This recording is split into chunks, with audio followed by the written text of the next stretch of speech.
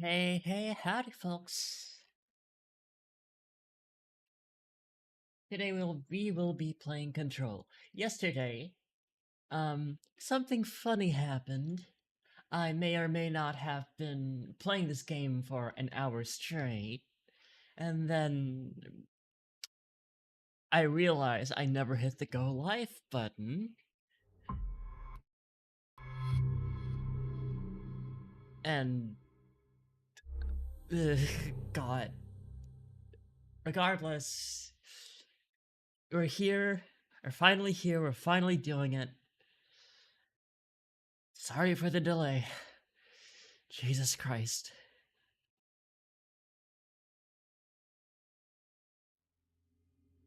Control. I also took the opportunity to go through the options.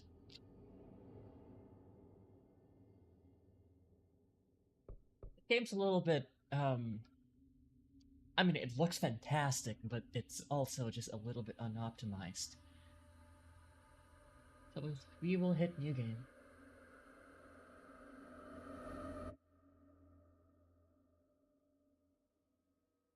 Warning.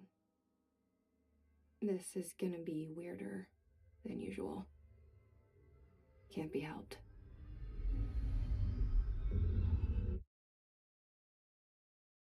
Apologies. You called me. So here I am.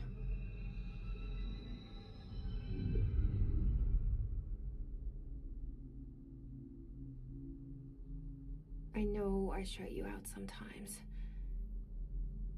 I'm always glad to hear from you. It's just that I get my hopes up. So many times it's led to nothing. I found nothing. It's like we live in a room, and there's a poster on the wall. We stare at it and we think that's the whole world. The room and the poster. The picture's something nice. A landscape, a famous person. Like in that movie, what is it called? The prison movie. The room's a cell, and the picture, it's different for each of us. It can be beautiful or terrible, but we're all transfixed. But it's all a lie. Something to distract us from the truth. They're lying to us. We're lying to ourselves. The room's not the world. The world is much bigger and much stranger. There's a hole hidden behind that poster that leads to the real world. We all feel safe in that room. But sometimes something crawls out from behind the poster. And the ones that see it happen freak out and try to forget what they saw. I'm here. Why did you bring me here?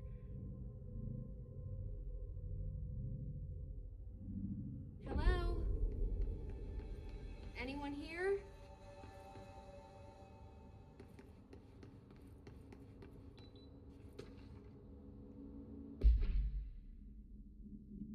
Federal Bureau of Control. Reminder. Certain objects are not allowed inside the Bureau. Recent incidents have necessitated an issued reminder on prohibited materials. Unauthorized weapons, pagers, laptops, smartwatches, smartphones, smart gaming devices, anything smart.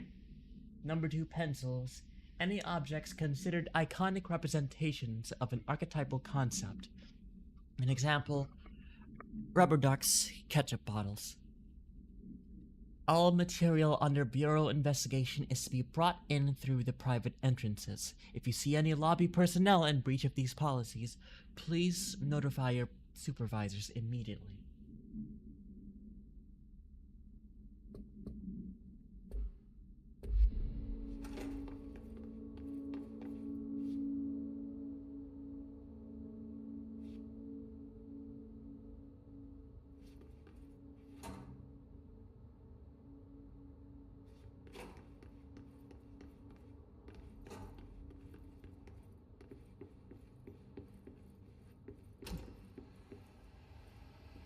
This seal.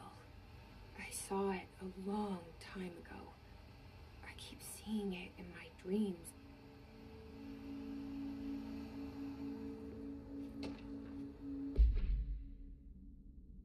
Expenditure summary. Executive Order Q2. Major. Staffing, surveillance, redacted.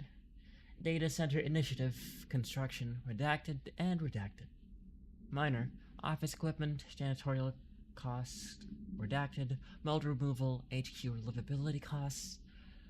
For cost breakdown spreadsheet, please see page 5. For 5-year comparison chart, see page 9.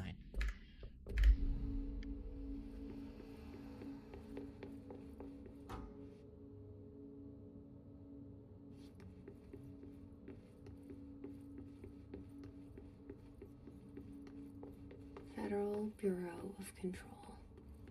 All these years I've been looking for them and they were hiding in plain sight.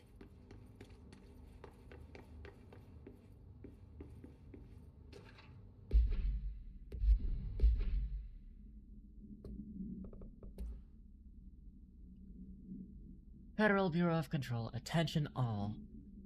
Redacted, a shark in hiss. Redacted, although secure. Redacted, permission to redacted. Following basic protocol redacted, shoot to kill. Redacted. Good luck.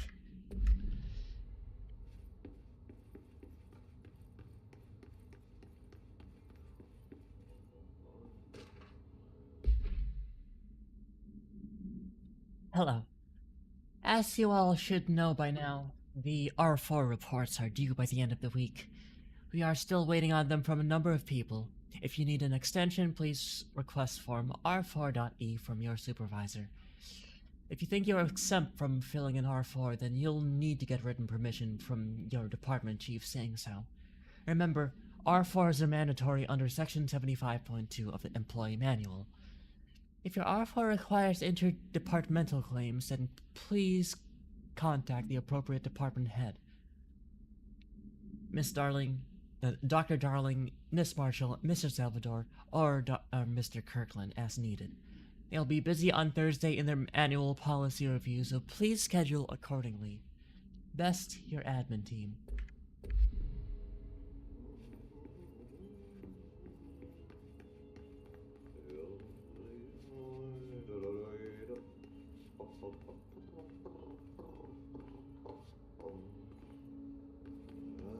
Hello?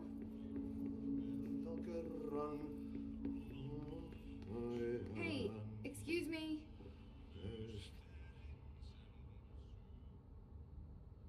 There you are. You are here about the job. Janitor's assistant. You need to go to the interview. Go that way to the elevator. Thanks. Elevator that way. Got it. Very good. I'm Ahti, the janitor, by the way. You'll work for me. You can say I sent you. If they don't hire you, niin you are no helvet. There be work for the axe. Take them behind the sauna, jumalauta. I've done enough night shift loner jobs to know it makes us come off weird. Ahti the janitor is a friendly face in my book. Better than somebody with no face at all. Think about it. No face. But that said, I know what you're thinking. If there's an axe murderer around, that's him.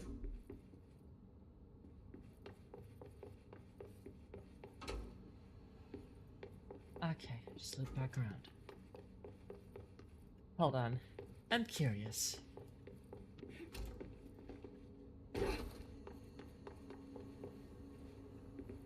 Nothing. Okay.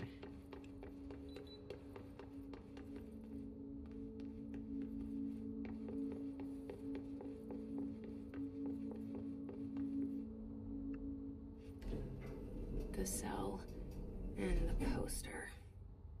I was 11 years old the first time I saw behind the poster. They told me I imagined it. I've been trying to pull it down ever since. Will you help?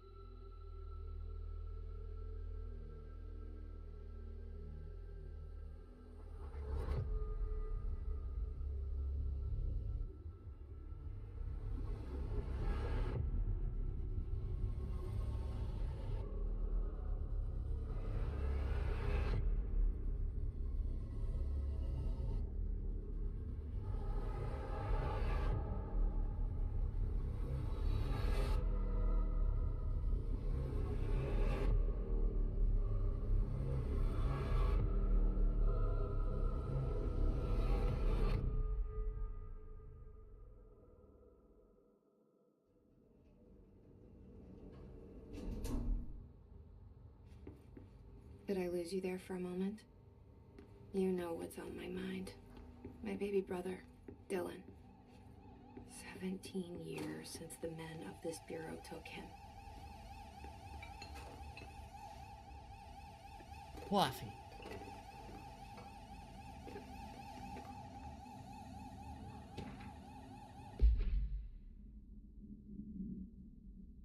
Reminder, redrafting any public-facing material while pending any notifications of death related to Willow AWE. Please adhere to the following guidelines. Words/phrases to use in the service of his/her country, regret, proud/pride, will be remembered. Words/phrases to avoid: Alaska, scissors, blood/bleed, loss, apology/sorry.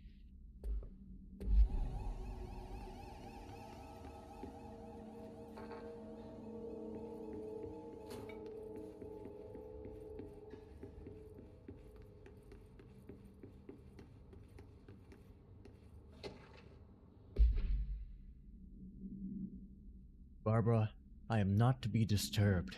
Cancel all my appointments for the day. For the rest of the week. I can't trust them, Barbara. Not a single one. Trench.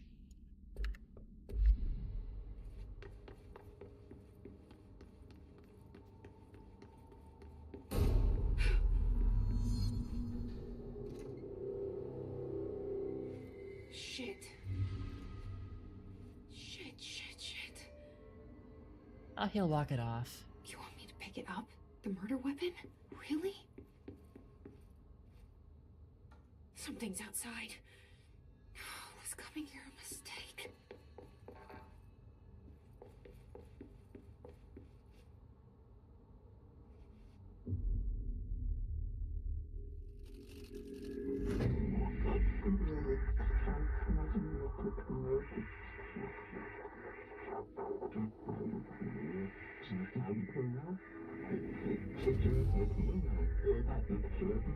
And there goes the poster.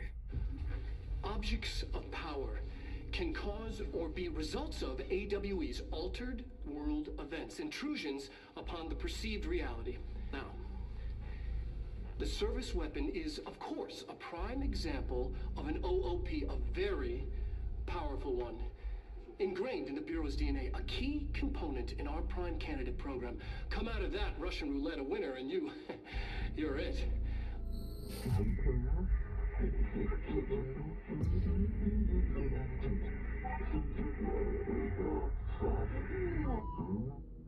Look at this place. Where am I?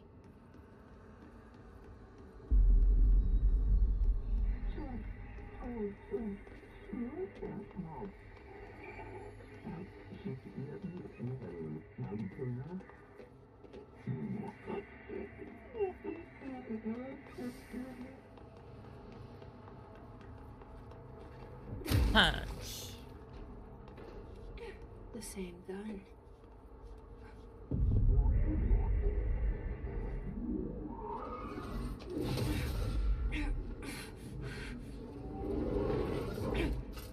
I got high. Okay, now I have a gun.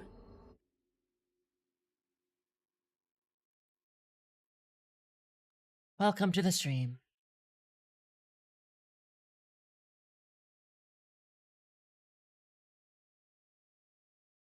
Awesome. I have a gun.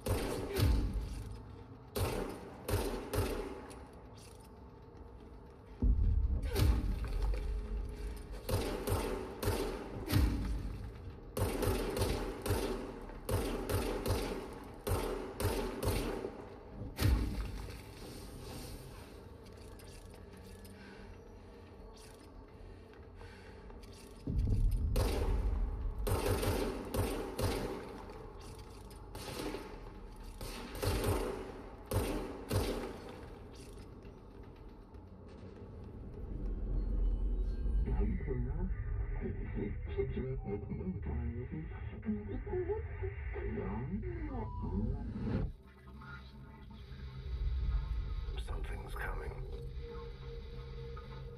This threat. An attack. Duty as director.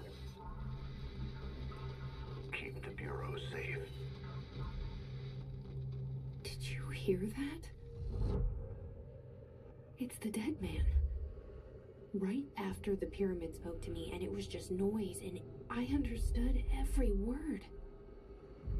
And this gun's alive. You know what? I'm happy. Happy to be here. Things are quiet again. Is it safe to go? Making sure. Just making sure.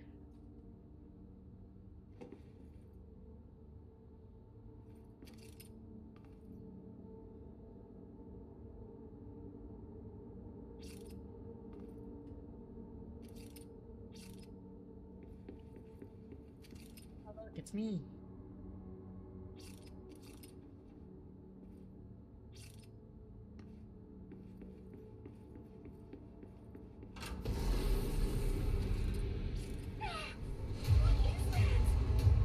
You can't let this happen. You can't let this happen. You can't let this happen. You can't let this happen. You can't let this happen. You can't let this happen. You can't let this happen. You can't let this happen. You stopped it. You. Oh, thank you. That was horror. So anyway, I started blasting. Walk away.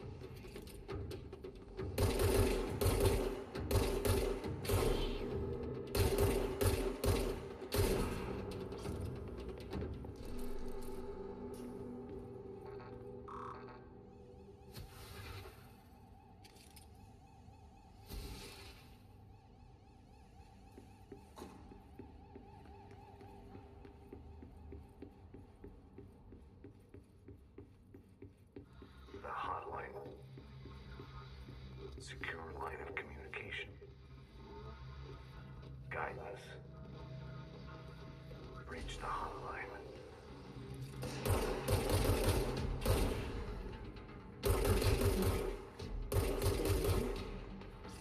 Okay.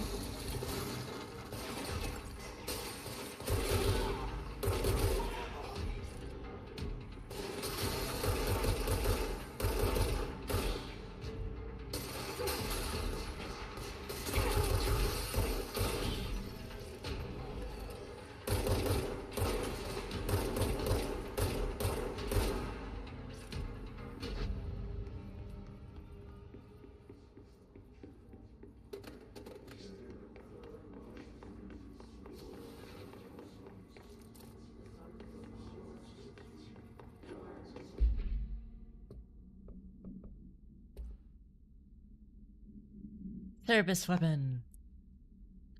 Containment procedure. No unique procedures required. Description: para-utility. The object's form is variable. When bound, the object allows para-utilitarians to redacted. This object must only be bound by individuals seeking the role of redacted. The object will determine whether redacted. If rejected, the applicant is terminated. The process is dictated by the redacted, though their criteria is unknown. Background: the object was discovered inside the oldest house, in the room that is now used as the director's office. The popular hypothesis: redacted, many forms throughout history. Redacted. Mjolnir, Excalibur, Varanastra, all weapons that redacted, of their wielders. If objects of power are the convergence of forces based on the collective subconscious, then this may be the original manifestation of that event. If this is the case, redacted. See Dr. Darling presentation 11.1 for more details.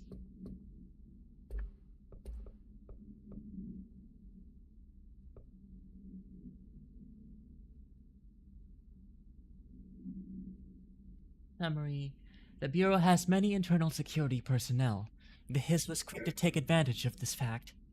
HIS guards use the standard issue bullpup rifles they carried prior to corruption, while the armored guards carry pump-action shotguns. They have no observed paranatural abilities, with the exception that certain HIS guards are protected by a shielding of dense HIS resonance, capable of stopping bullets. Is this shielding a result of prolonged HIS corruption? Does the HIS mature in organic hosts over time? More data is needed. Did the HIS target individuals with combat training? Does the HIS have that level of cognizance? Does it utilize hosts for tasks they are best suited to? Combat training hosts are reserved for data. These are all questions for later, though it is obvious that corrupted individuals retain knowledge on the use of their weapons. Refer to file blank for full report.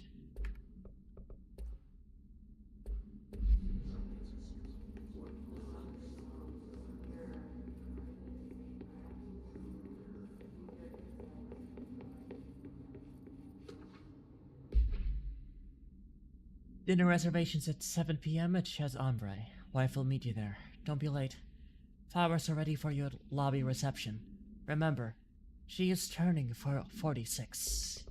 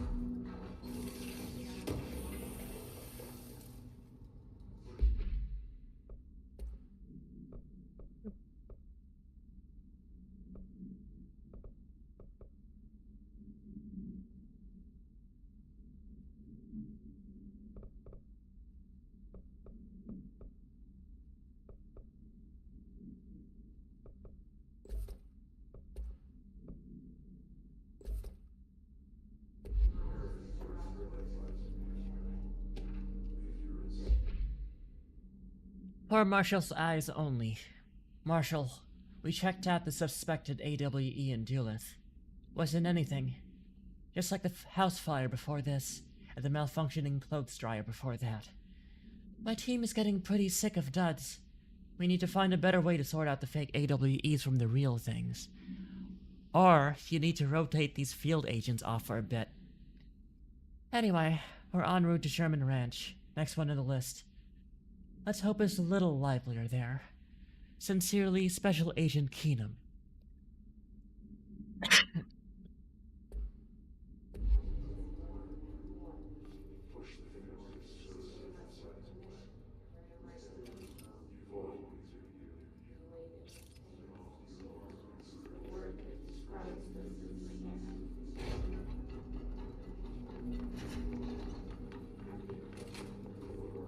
The hissing sound that tried to invade me earlier. The hiss. Burrowing into everything in this place. Is the hiss your enemy? Alright.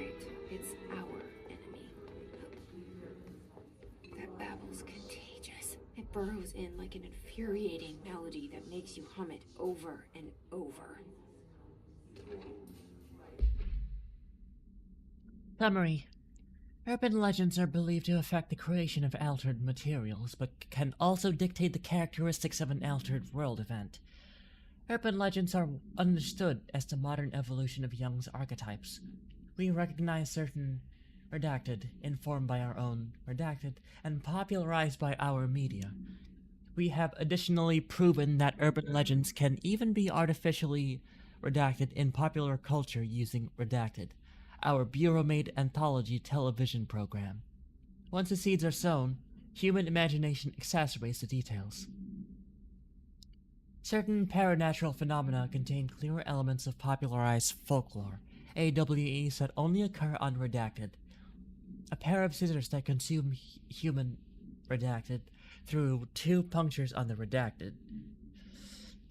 I'm gonna be saying redacted a lot, huh?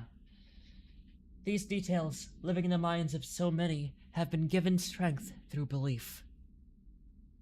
Urban legends are not just stories for children. They are paranatural realities waiting to happen. Refer to file 4-93-6942 for full report.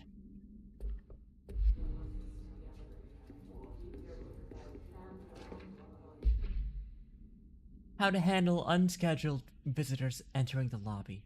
Start with the following. Welcome to the Federal Bureau of Control, established in 1964 as part of an effort to strengthen government relations. We are proud to serve the United States and her people as we strive for transparency and excellence in all aspects of our esteemed nation's infrastructure. If they do not leave, then ask them these questions. 1. Are you here to see someone? 2. Are you here from New York or just visiting? 3. How do you find this place? If their answers are sufficiently harmless, explain that this is a secure federal office and that they'll need to leave. If their answers seem... escort them to a private room. There, perform the gunner's psychological assessment. If their responses are within the acceptable range of deviance, see the provided scoring sheet. Then, immediately. Remember, if there's no such thing as too suspicious.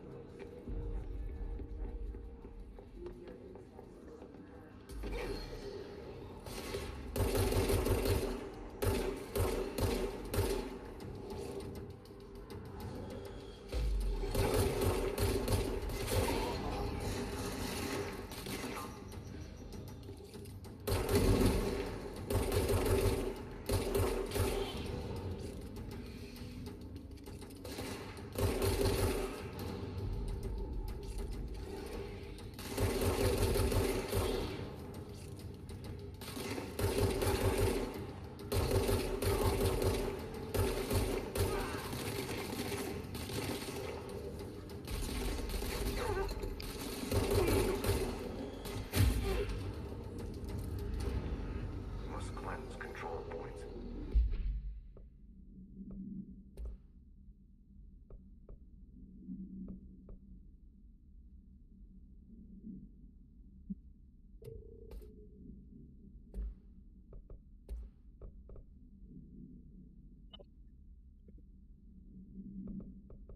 Damage.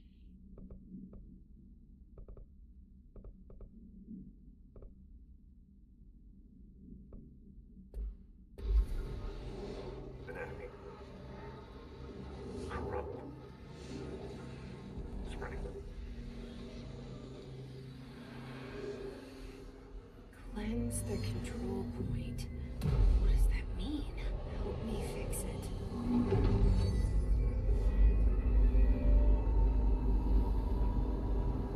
Looks like we've taken control of the area. Holy shit. You did it. We did it. Hello? Can you hear me? Are you with us? With the Bureau? I can't tell you how happy I am to talk to somebody sane. The feeling's mutual. Yeah, I'm Pope, Emily Pope, Dr. Darling's assistant. My turn. Should I lie? Jesse Faden. I'm just visiting.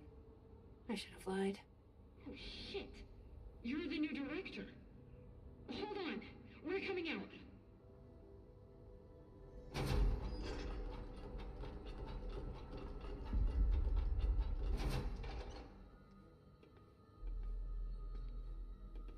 Director Faden.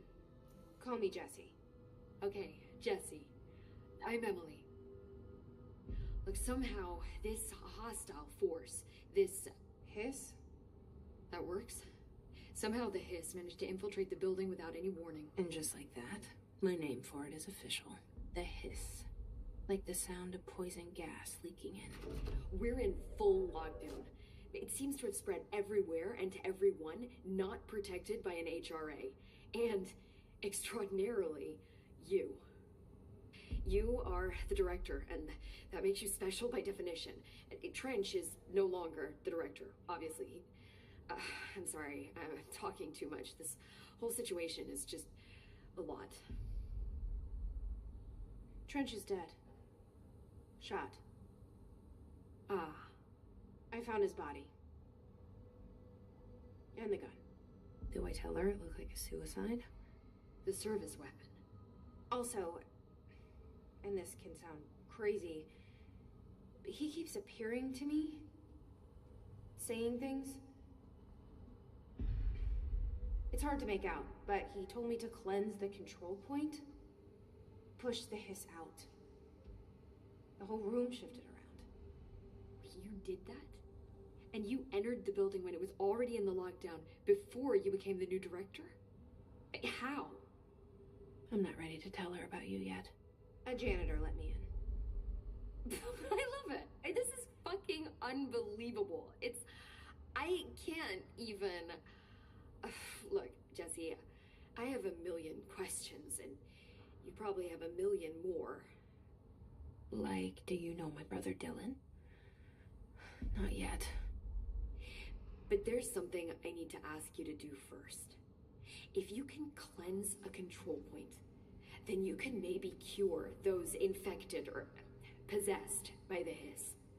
Because if that's possible, our options are very different. Emily Pope. I don't know her, but I like her already. She's the opposite of the faceless agency I've blamed for what happened to me for so long. But I can't trust her yet. Or rather, the Bureau she's a part of. Yes. I can try. I'm speaking for you, of course. We can try it together. Okay. You with me? We did it before. Push the hiss out. Come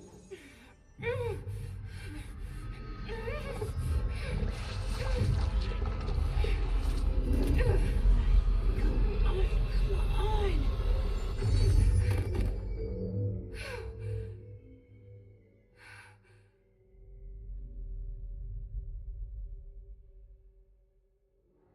It didn't work. The hiss has burrowed too deep. Ripping it out rips them apart.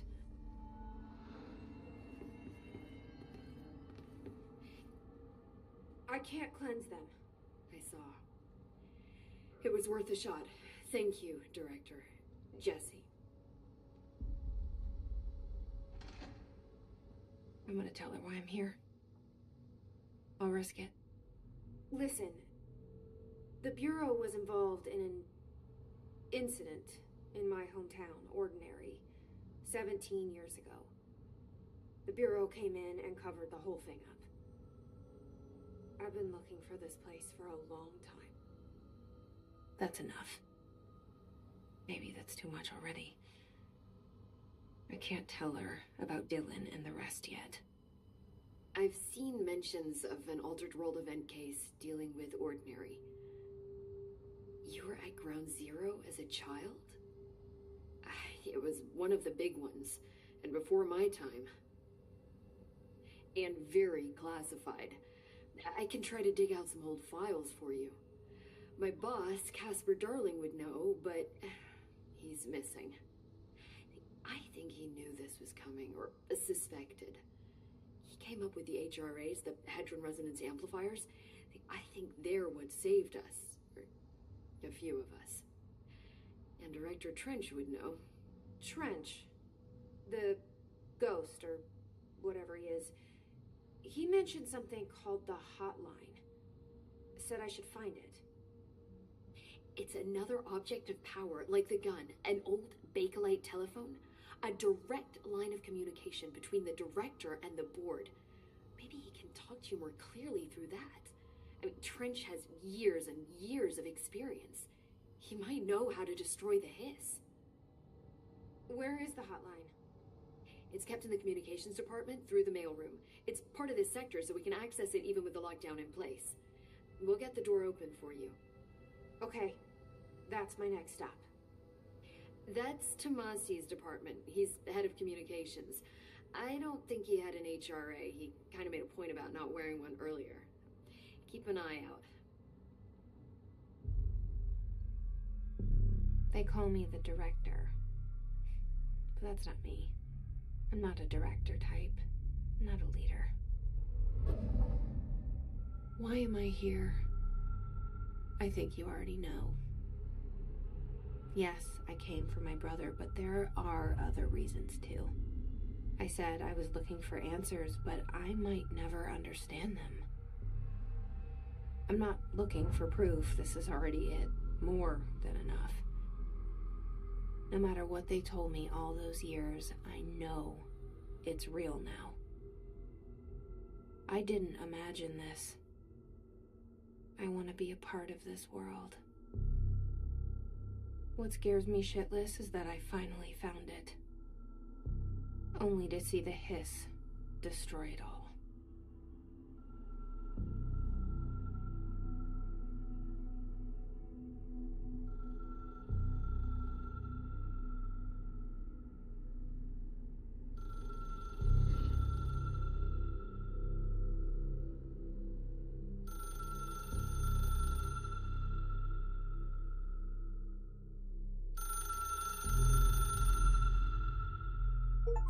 I know this is all new to you, so don't hesitate to ask me anything you want to know. There are no... The hotline should be in the communications department. Where did the hiss come from? I'm not sure. You said the hiss was here when you entered. Did you see anything like that outside before you came in? No, just inside. The source is internal, then. See, the oldest house is a sprawling complex with openings to other places as well. I don't even know where to start looking. But in the context, it's good news. The lockdown holds. The hiss escaping the building would be the end. Pretty shitty world out there if you ask me, but I wouldn't want the hiss to destroy it. With you on that, Emily. You mentioned the oldest house. What is it?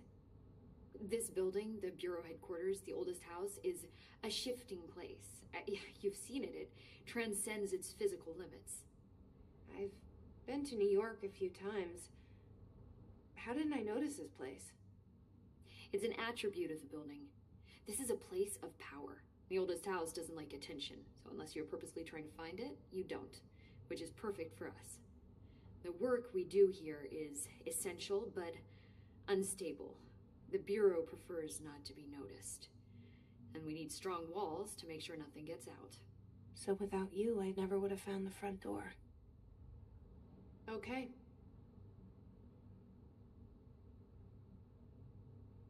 This Trench guy. I keep hearing him in my head. Is he a ghost? Haunting me? I doubt we're talking about a ghost in the traditional sense, but an echo maybe. See, if he was killed by the service weapon, your gun, maybe it's his final thoughts recorded by the bullet in his brain, like a deep space probe sending back data. But that's just a hypothesis on my part. I'd need the gun to research it. But you better hold on to that given the circumstances. I think I will. Yeah. Can you tell me what an object of power is exactly? This is all, well, new to me. Don't worry, I love going over the basics. So objects of power are mundane objects that house paranatural energies and have developed a link to the astral plane and can thus be controlled, which is what differentiates them from altered items, which are still housings of paranatural forces, but are more volatile and cannot be bound in the peri-utilitarian sense. Got it? Did she Makes memorize sense. this? Got it. Thanks. So HRA stop you from becoming Hiss? It seems that way. I mean, I hadn't even heard of an HRA until a few weeks ago when Dr. Darling started handing them out. Well, I began analyzing mine as soon as I got it. I mean, each one seems to emit a powerful short-range frequency way beyond anything I've ever A seen. signal. Doesn't the timing seem suspicious? I thought that too. Dr. Darling usually likes to unveil his latest breakthrough in big presentations.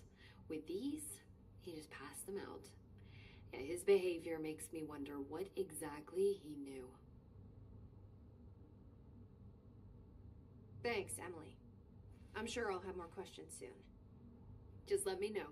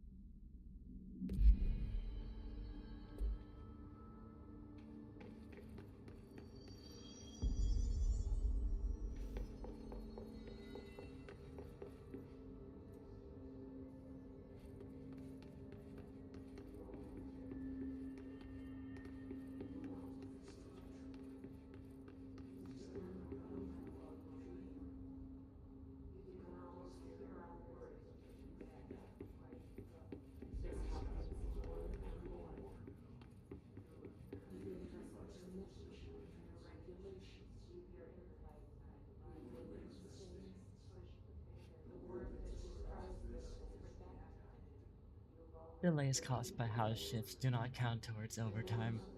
Man.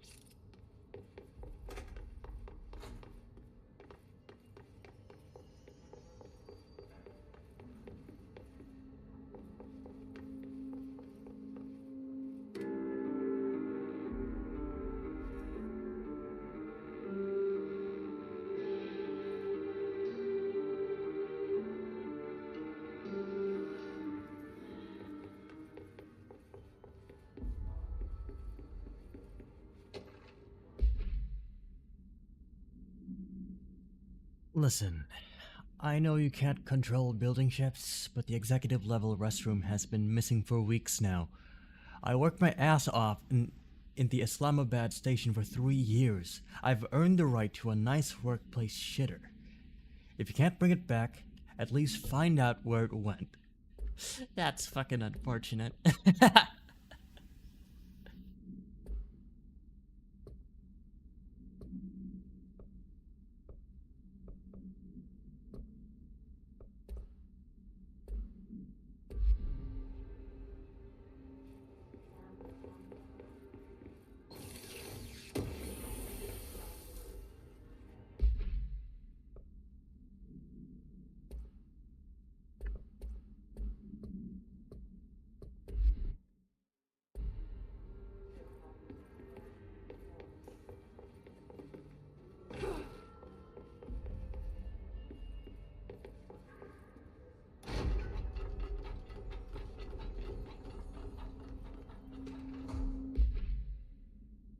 Summary. Yes, it's please let me have a normal bathroom for once in my life. But right. Summary. Control points are locations that the Bureau has identified as being vital junctions of the oldest house. When the appropriate harmonization devices are arranged around a control point in the arrangement, the surrounding area will not experience any unforeseen building shifts.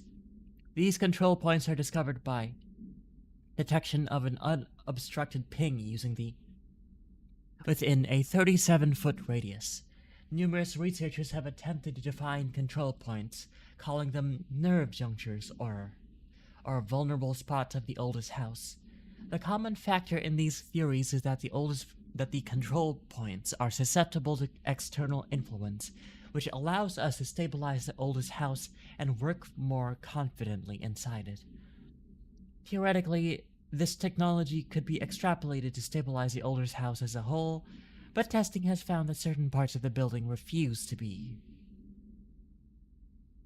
Refer to file 7-25-2788 for full report.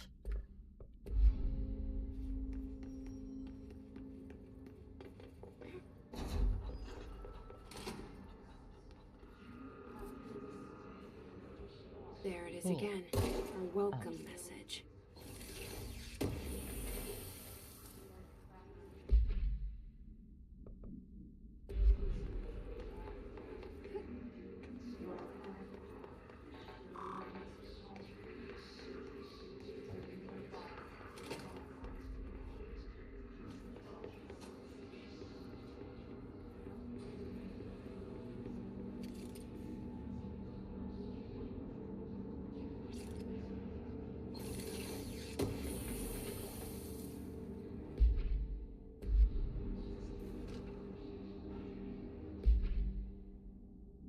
Reminder, drafting any public-facing material while pending any notifications of death related to Willow AWE, please hit... Wait, I've read this. Alright. Summary. Visited the following Nevada accommodations: Desert Sun Inn, Big Sky Motel, Starlight Motel, In-N-Out, In-N-Out, Aztec Court, Sleepy Bear Motel, Silver Spurs Ranch, El Gato Blanco Inn, A+ Lodge. Expenditures, accommodation... Jeez. Seriously?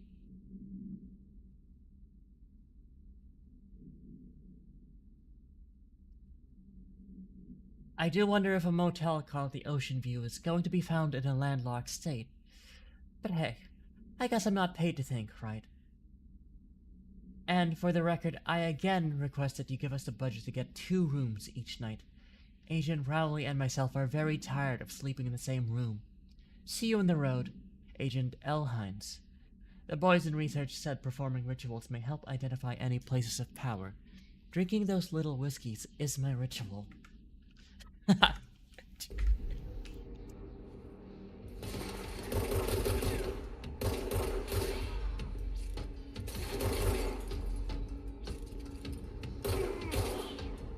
Ass shot.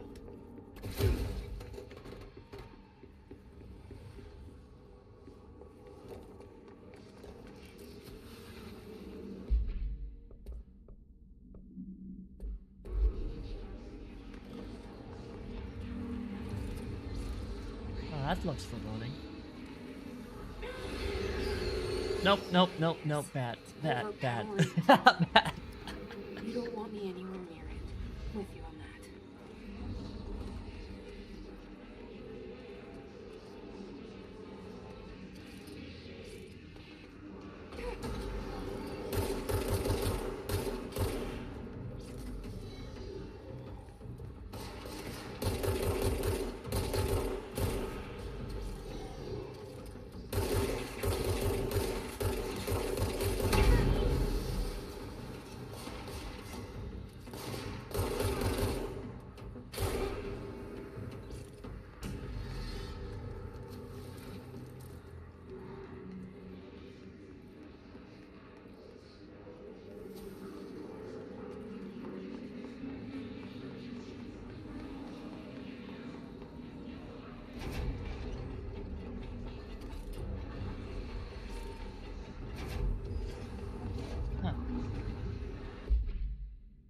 Event Summary, Havana AWE-48.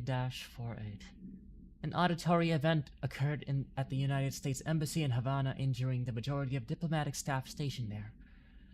Deaths were reported, and the outgoing information has been managed. Event response. Bureau agents arrived at the embassy on the same days as the event was reported through federal channels, but were too late to witness the AWE, which is reported to have been... Staff experienced sudden, intense vibrations and noise, accompanied by an intense pressure in the ears. This lasted for minutes. No visual phenomena was witnessed.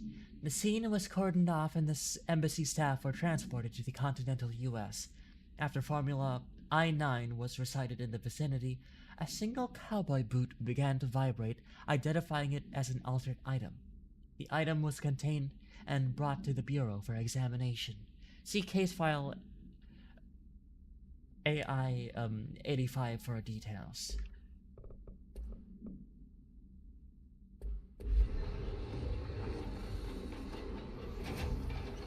Open, fucker. That's a goofy ass jumping animation. Owie, owie, owie, ow, owie, oh, cough.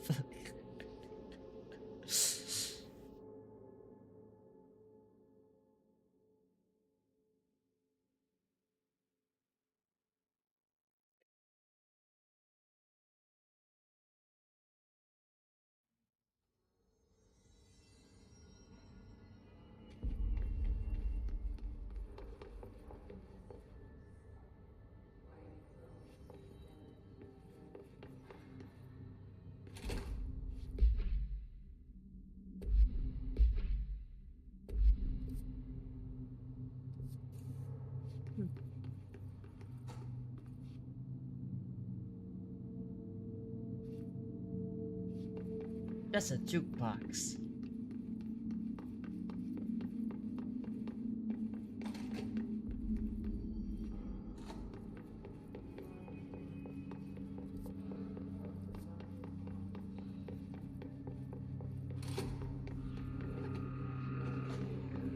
There it is again.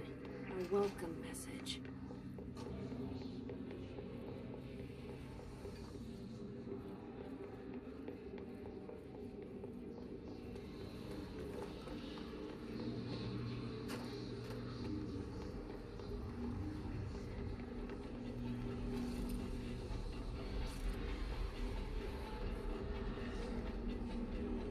Alright, fine.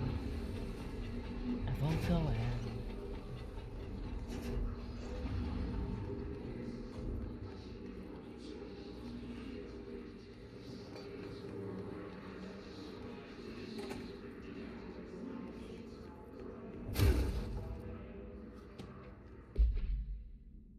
Please be aware, due to recent fluctuations in the nearest control point, this area's stability has been downgraded to yellow. Reference chart: green stable, yellow low possibility of unanticipated building shifts, orange high likelihood of unanticipated building shifts, red frequent unanticipated building shifts. Got it. I'll take note of that.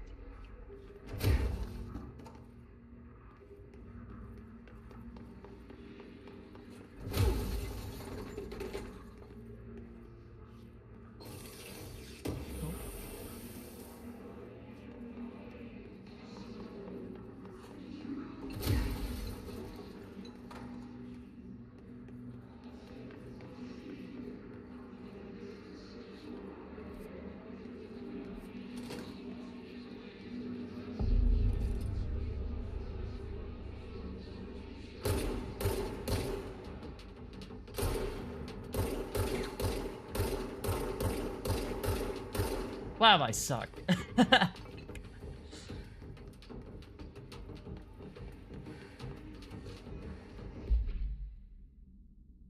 I had a dream, and I built the thing I saw in my dream. A machine that will contain God. It's not the God you know or the ones anyone knows. A new God. This machine will be his body, his heart, and his mind. I made it just like the dream showed me. I used the motor from the refrigerator from the refrigerator and the coils from my toaster, and the fans plus a timing belt for my car's engine, and the wheels for my son's skateboard.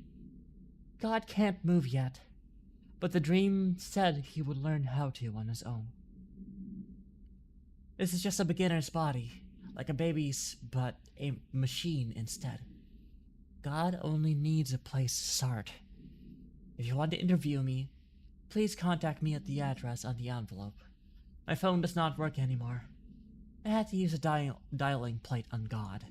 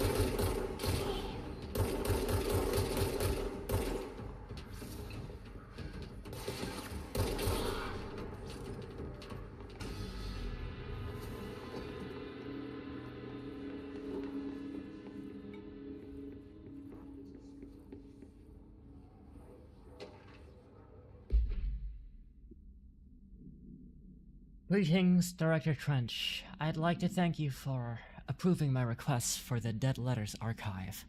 Cataloging the Bureau's collection of delinquent mail will provide an extremely handy database that research teams can use to search for any connections or related topics found among the letters. Aside from the more functional purposes, the archive will allow us to preserve these windows into authentic human encounters with the supernatural world. The letters came to us from various places and times, gathered by the Postal Service as undeliverable. The Bureau is the perfect home for them. I realize not all letters contain accounts of genuine paranatural events, but even the erroneous ones allow us insight into how the unknown is perceived by real people. Of course, I will first compile a system to allow us to analyze the letters for any information or suspected connections to AWEs or other altered materials. So thank you again. Can't wait to delve into my dead letters.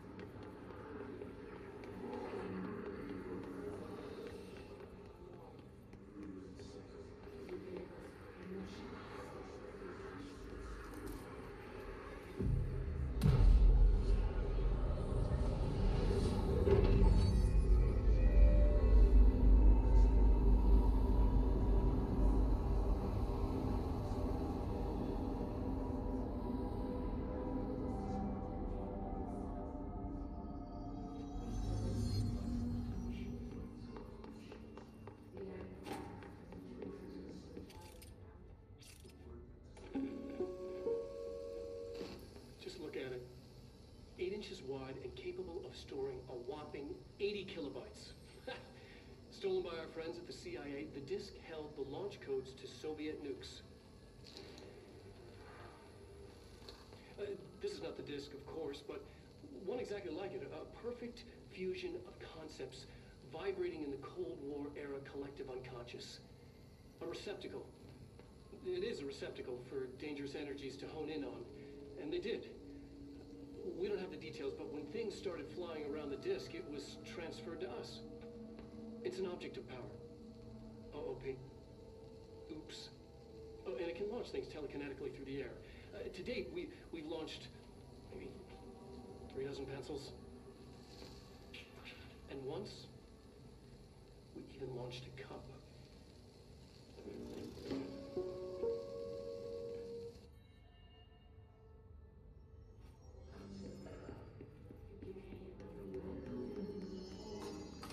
Communications. We're on the right track.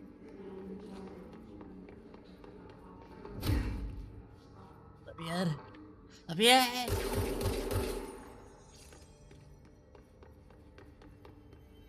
Hold on. That was locked before.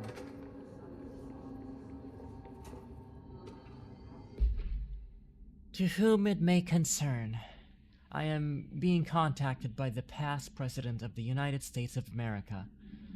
They appear as spirit guides, giving me their wisdom. John Adams keeps saying I need to fix America, but I can't really understand him. They all have a lot of opinions. Please tell me I'm imagining it, but Theodore Roosevelt showed me how to fix my lawnmower, and I don't know a thing about lawnmowers. Explain that. I have great dead men telling me about the past and present. If you'd like to use my abilities to help run the government, please let me know. I know the White House could use me. Yours in earnest, James Bartholomew.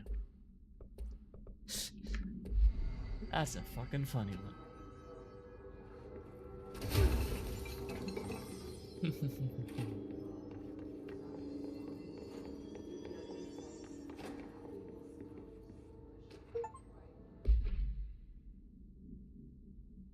Hello, avid readers. The Bureau Book Bunch will convene at the usual spot in the corner table of the cafeteria at 5 p.m. on Tuesday. Currently discussing Unless You by J.D. Brooks. Everyone should get the reviews to me by Monday before lunch so I can generate some conversation starters before the meeting. Happy reading. Penny Bartwell. Fuck that desk in particular.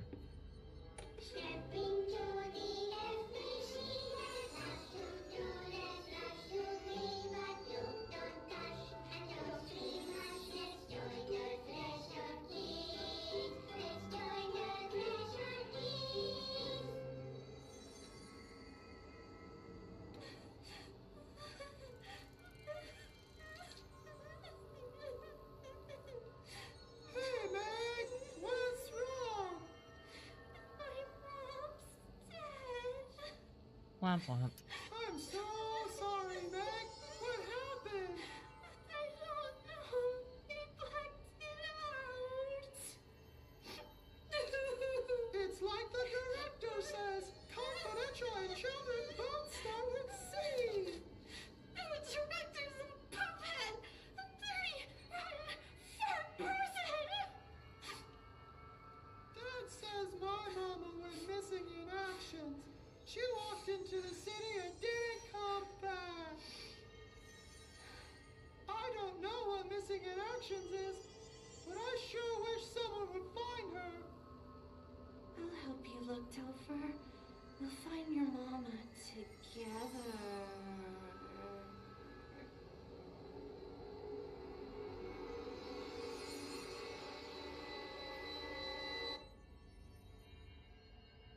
Why does this exist in universe?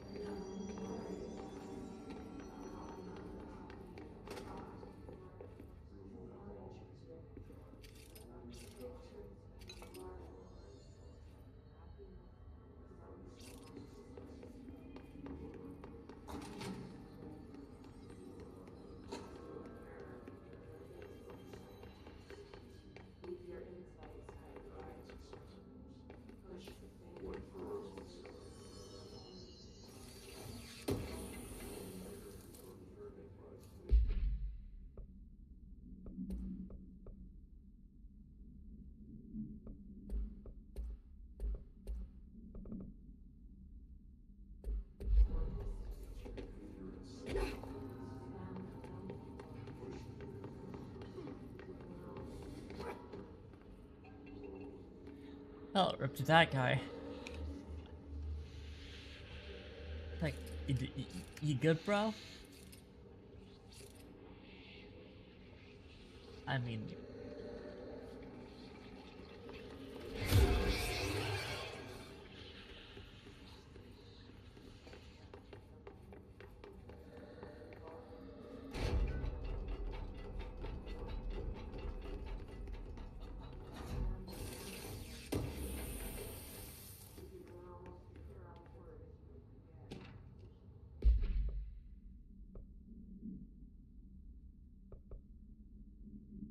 Book Club Notes for Penny by L. Sampson. So I don't usually read a lot of sci-fi, but as far as space operas goes, this was alright. The title, Unless You, could refer to a bunch of things in a book, I guess, but I thought it was a little vague and stupid. The way the characters kept throwing it around almost like a catchphrase got real annoying real fast. The best part of the story was the space battles. I sided with the Fixers, obviously, because they had the coolest tech and their motives made the most sense to me. Honestly, if I had to choose between some hoity-toity flowers and guns, space hippies, or a badass bunch of warriors who go around devouring planets like cheap sushi on a Sunday, I know who I'm picking. That scene where they invade the planet city and convert the entire population using those brainworms, and that space dogfight between those two ace pilots, sign me the fuck up. What kind of ruined the whole thing for me was when my favorite character got killed not even halfway through the story by getting a battery cylinder launched into his face by a gravitational anomaly. His death didn't feel necessary at all.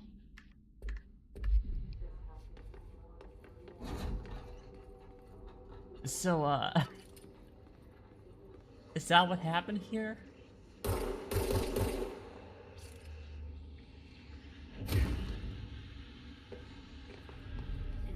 Object of power. Looks like a piss latched onto it. We need to cleanse it.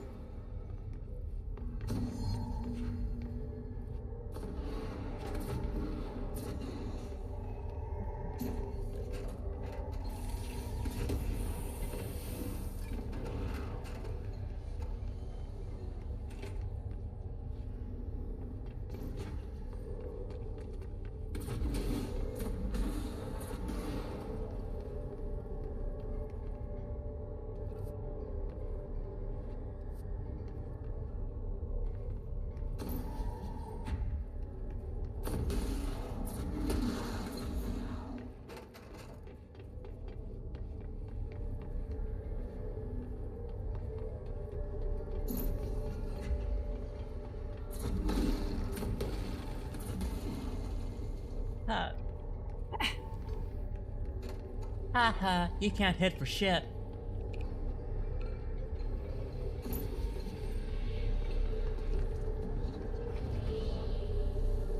Okay.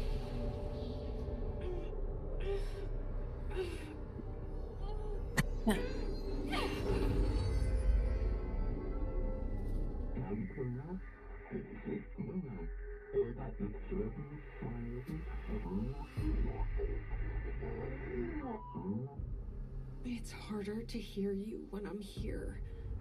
It's like the channel's been changed. The board's in charge here. They're pyramids in the Bureau seal. Are they really the ones pulling the strings? I'm not their director. I'm no one's director.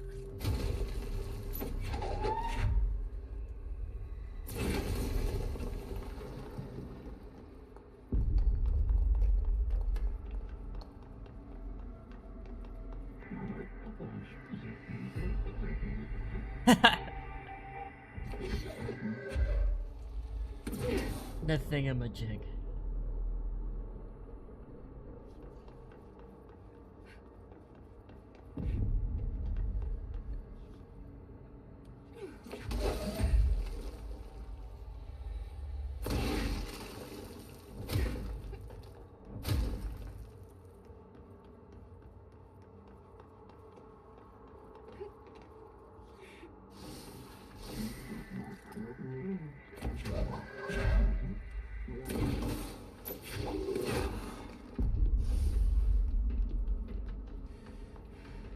Oh.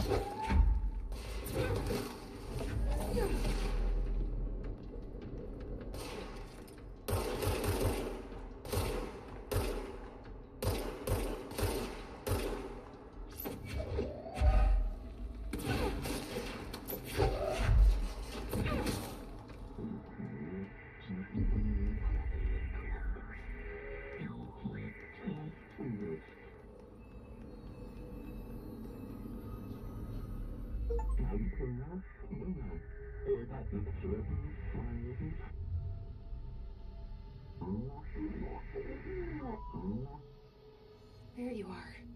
You were gone. Cut off. I got it. Just like you wanted, right? This will help you through this.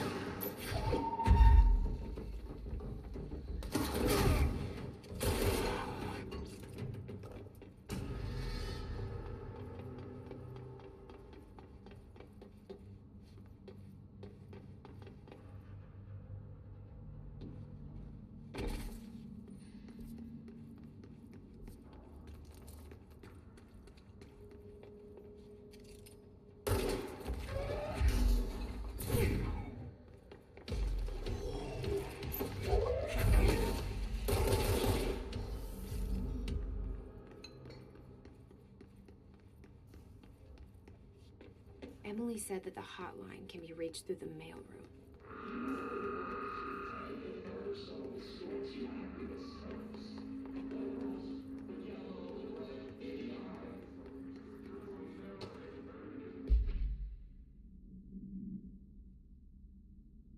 Information campaign summary of Willow Ave, Willow AWE. National news sites have begun publishing the story of the polar bear attack on the Alaskan town. You all know I don't like to boast, but claiming that the family was killed by migrating polar bears desperate for food because their ecosystem is being ruined by global warming was a stroke of genius. Using current ecological concerns makes the public much less likely to. So another AWE behind us, and the public is none the wiser. Well done, everyone. It was a strong campaign and perfectly executed. This doesn't mean that we can stop monitoring and for any off-message opinions, but it's looking like we're in the clear. Tomasi out.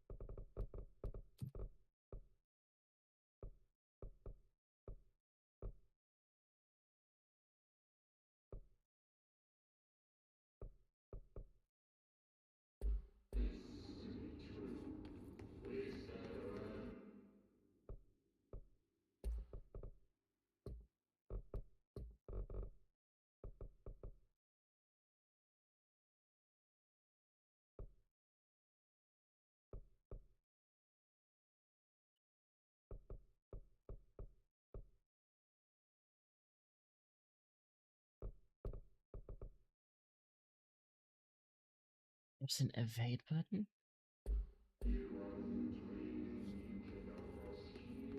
That for later?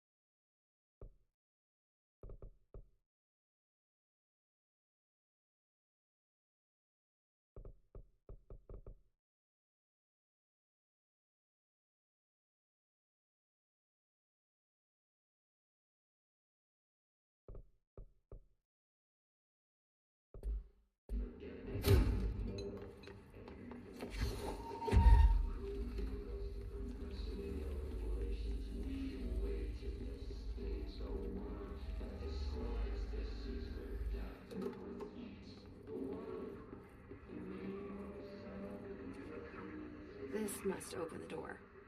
Cool.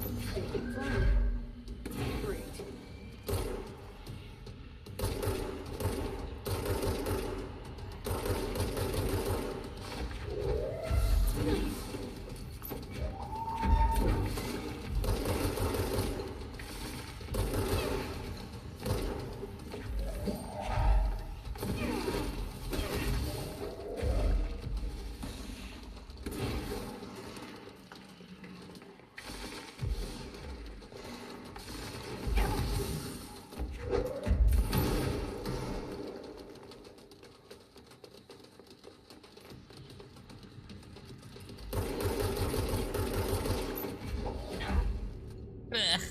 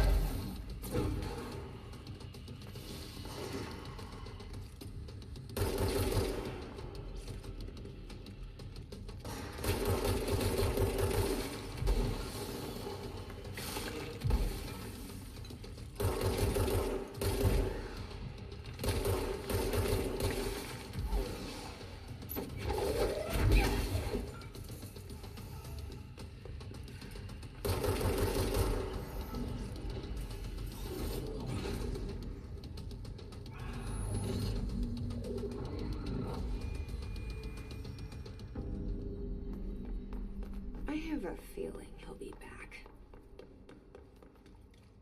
Let's stay focused. The hotline should be past the mailroom.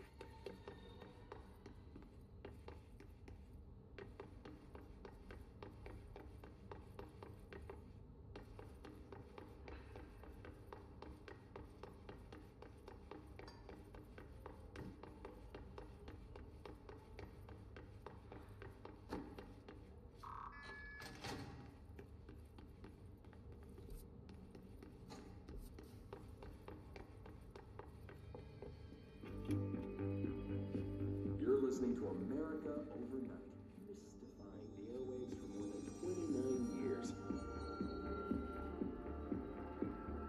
Thank you for staying up with us. Ghosts. We've had many callers over the years tell us of hauntings, voices, and other phantasmagorical phenomena.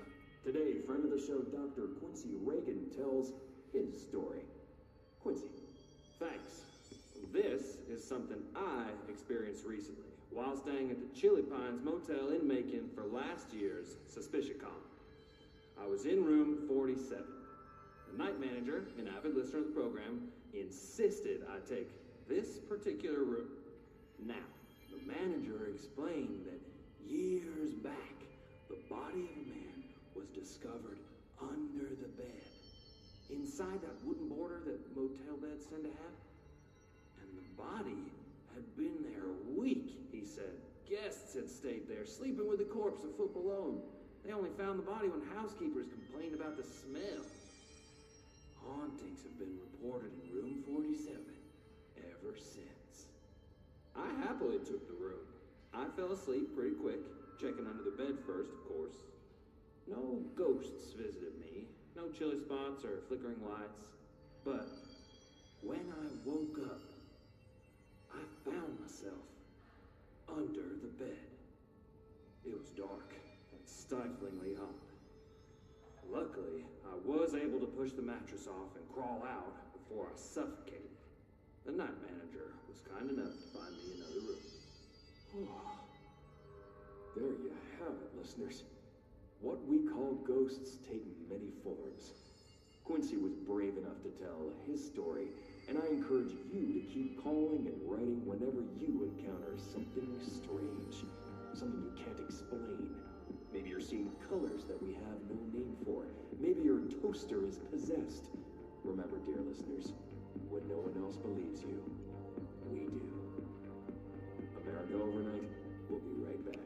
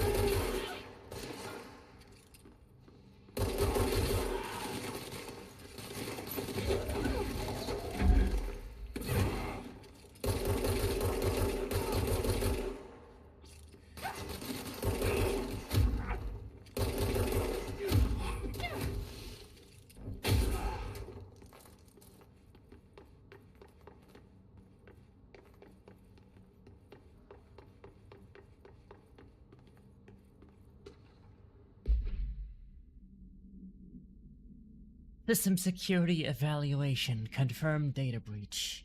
Summary: last month, our on-site server experienced an intrusion by unauthorized users.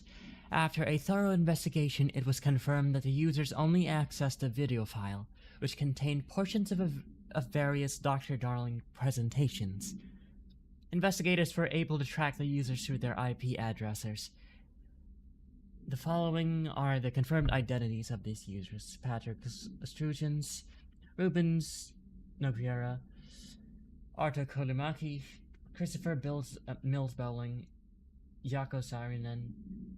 These individuals are in breach of Bureau Code 91 and have been placed under surveillance by our external investigation team. Further action is pending.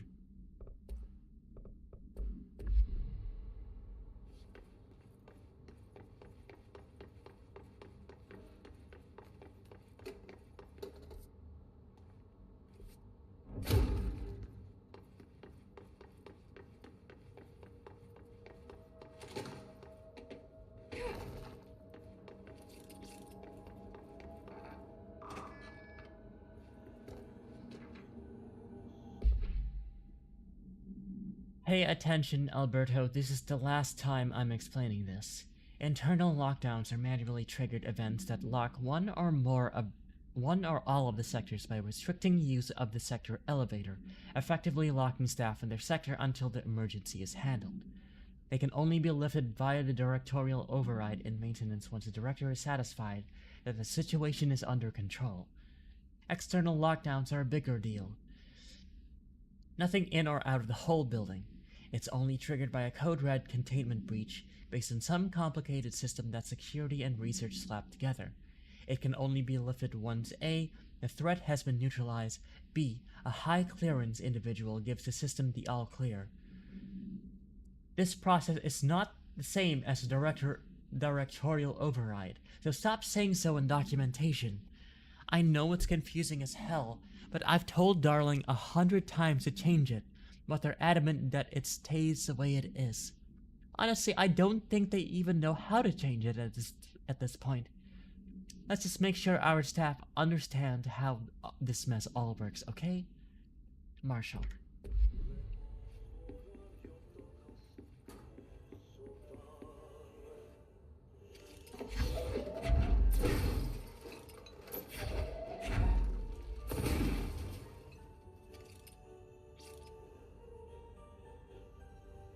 Fuck it.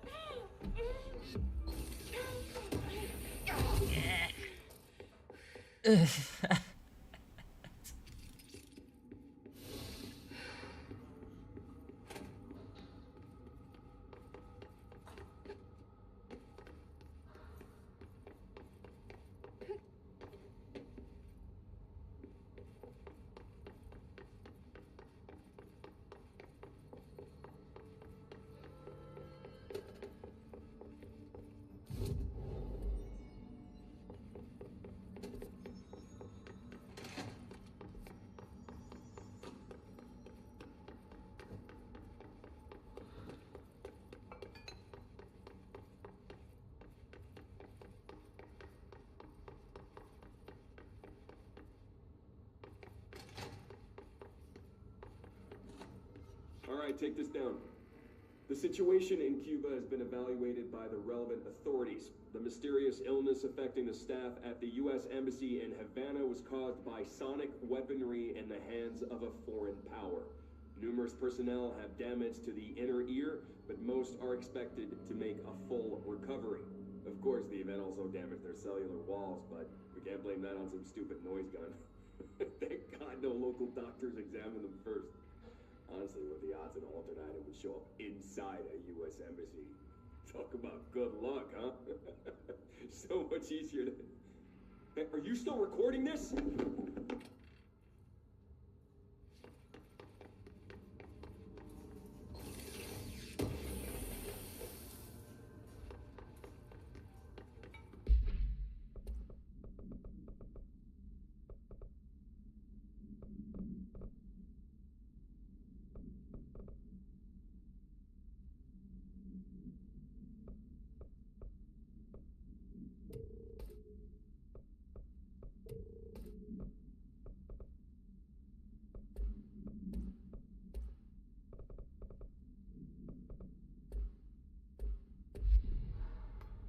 Alberto Tomasi, head of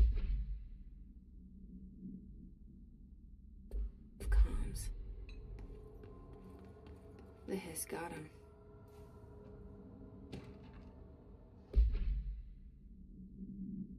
Butte, AWE-17. Event summary. A spate of disappearances was traced to a home in the city of Butte, where Bureau agents discovered a translocated light switch cord.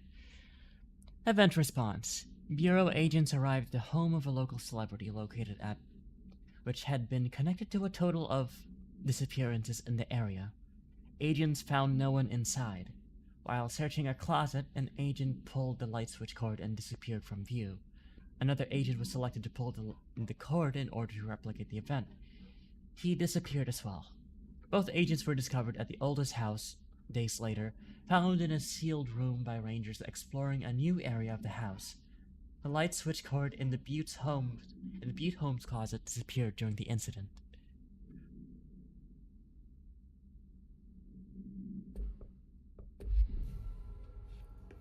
The hotline can't be far now.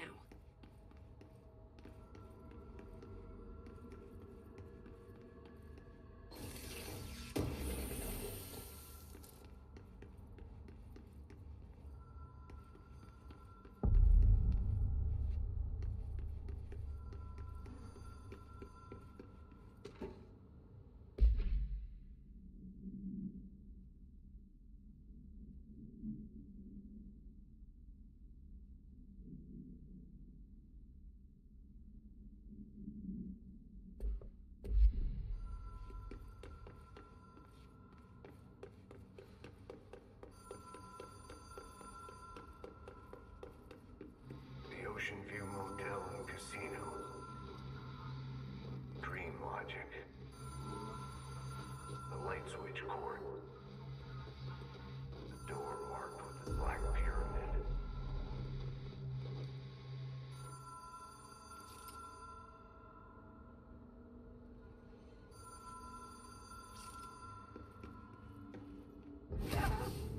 Help! That did not work.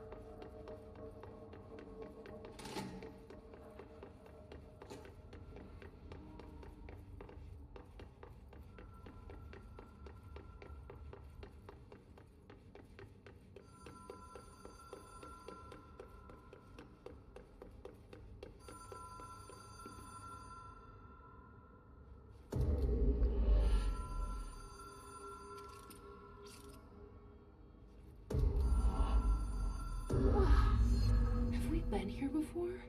Huh. No.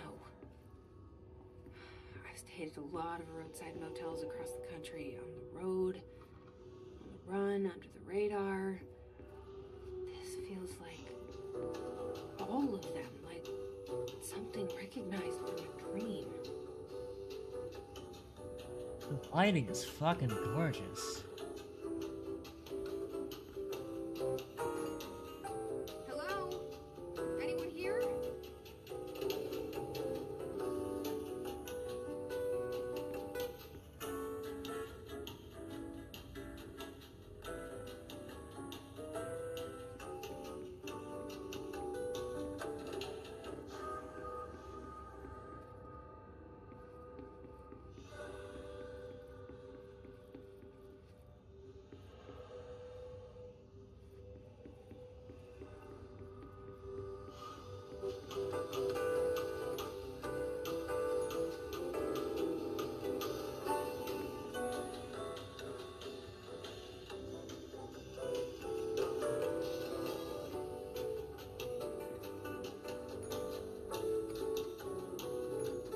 Oh, fuck.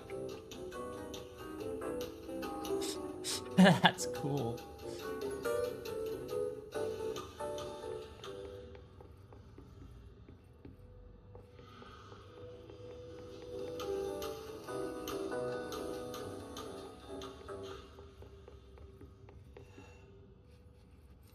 The key has a black pyramid on it.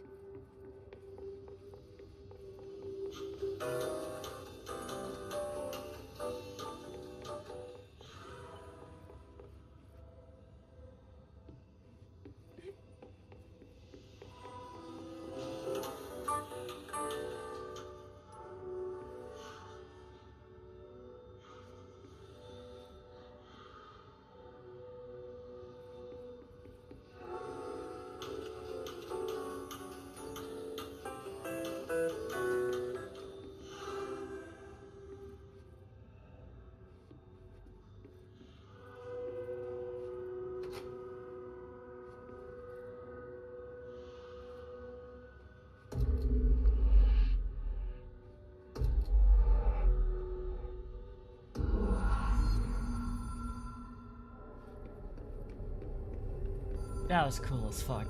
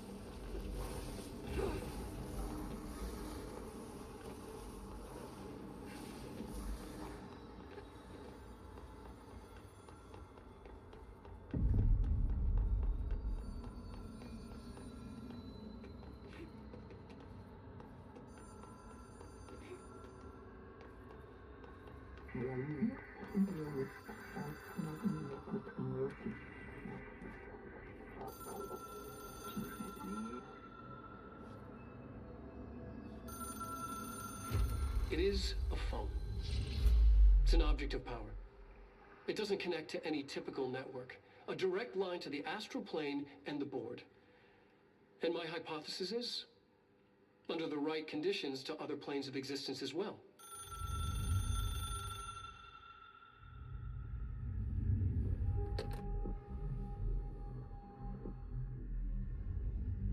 A director needs a team. My management team. These people know the secrets of the Bureau as well as I do. Some even better. Darling, Tomasi, Salvador, Marshall. Marshall especially, my head of operations. She sees right through me. She knows I don't like relying on people. The only person you should fail is yourself. But things change when you become director.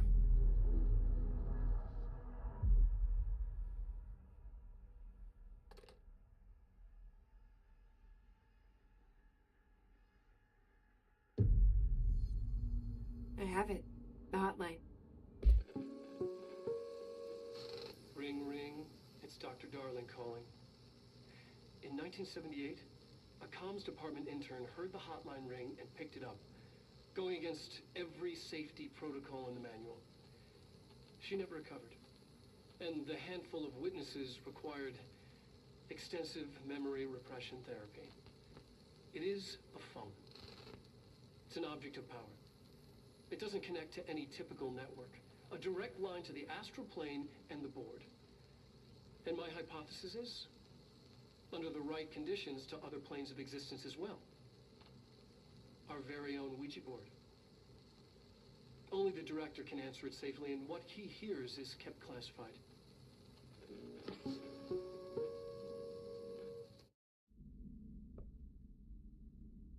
All right, take this down.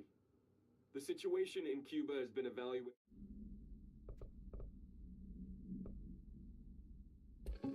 Right, so it only plays part of it, huh? Just look at it. In the cutscenes. 8 inches wide and capable of storing a whopping No, we've 80 watched kilobytes. this.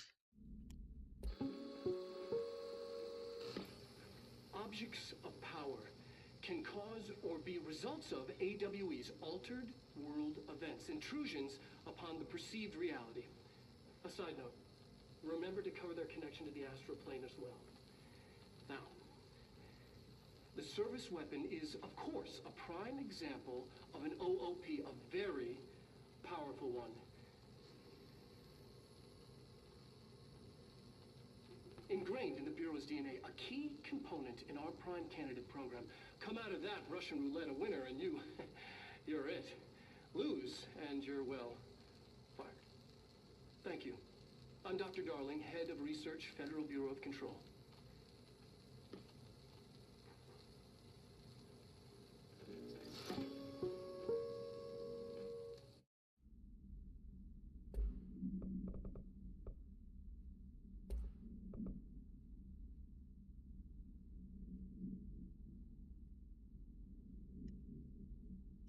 Okay. Hotline OOP3-UE. Containment procedure. Object should be inaccessible for use except to the director. Description/para-utility. Object is a 1960s era red big light telephone. The rotary dial has been replaced with a black knob of unknown purpose. The phone weighs... The object allows the director to communicate with the... If used by anyone other than the director, the object will cause lethal... See Dr. Darling Presentation 11.6 for more information. The object is currently bound to Director Trench. Background: the object spontaneously manifested in the director's office placed on the desk. Director Northmore was the first known Bureau agent to use it. A battery of tests were used in the object, including... but its origin remains unknown. I can reach Trench. Well, listen to him. He feels more like an echo with important info. I need to get back to Emily. People react strongly when I tell them about you. Is it too soon to tell Emily? She might be able to help.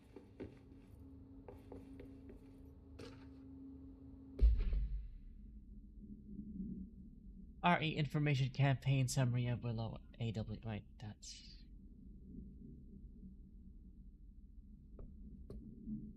Yeah. While executive staff, I know there is some concern regarding our operations exceeding the annual budget. So long as we operate within the oldest house, we are obscured from scrutiny in many respects. If our budget demands are not exorbitant to the point of drawing attention, then they will be granted by the US Treasury without question. The FBC is just another line in another spreadsheet that some lowly accountant won't even notice. Their eyes will skip over us as if we weren't even there. The nature of the oldest house allows us certain freedoms in how we operate. Our being here is no accident. Regards, Zachariah Trench, Director of the Federal Bureau of Control.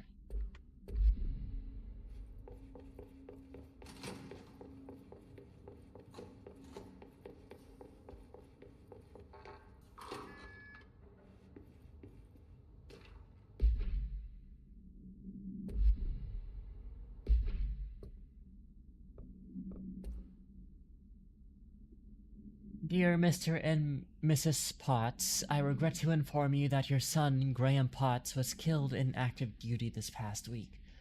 While the details surrounding his death are classified, I am honored to tell you that he died in the services of his country. He can be proud of his courage in the face of danger, and his commitment to protecting our nation against our enemies. He will be remembered by his comrades and colleagues. I sincerely regret the pain this message will bring you. Take some solace in knowing that his sacrifice helped protect the country he loved so much. His effects will be returned to you with all speed. Sincerely yours, Howard J. Murray, Deputy Chief of Communications, Federal Bureau of Control.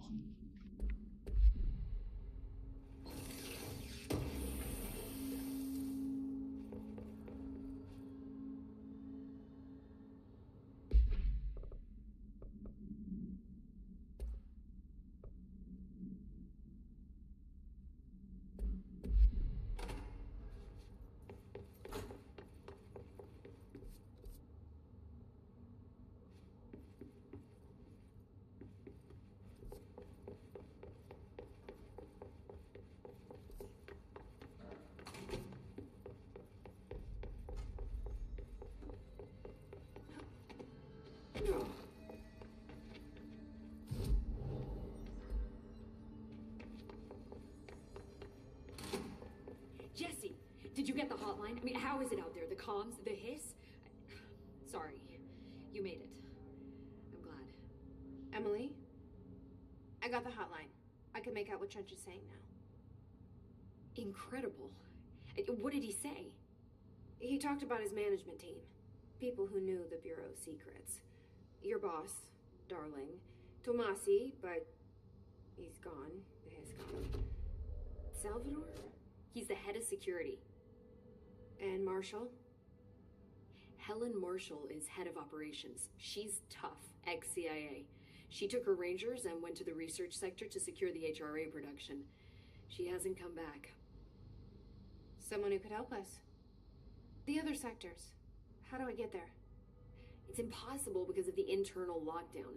You can perform a directorial override to lift it, but that can only be done in the maintenance sector. Normally, you take the sector elevator down there. It connects all the sectors, but it won't work while the lockdown is in effect. We already got past one lockdown. Maybe I can find a way. Jesse, look, with no prep, no training, in this extreme situation, you are doing phenomenally well. And all that in the hiss can't seem to affect you. I mean, I would love to run some tests on you. If you agree, that is. We could find out something that would help us. Tests? I don't know. She might find out about you. But I wouldn't mind understanding more myself. Okay. If you think it will help. Great. I'll check the internal documentation for any lockdown bypasses. We need to get these sectors open to locate Darling and Marshall. And I'll look for a way inside the maintenance sector. The sooner we find one, the sooner I reach this override.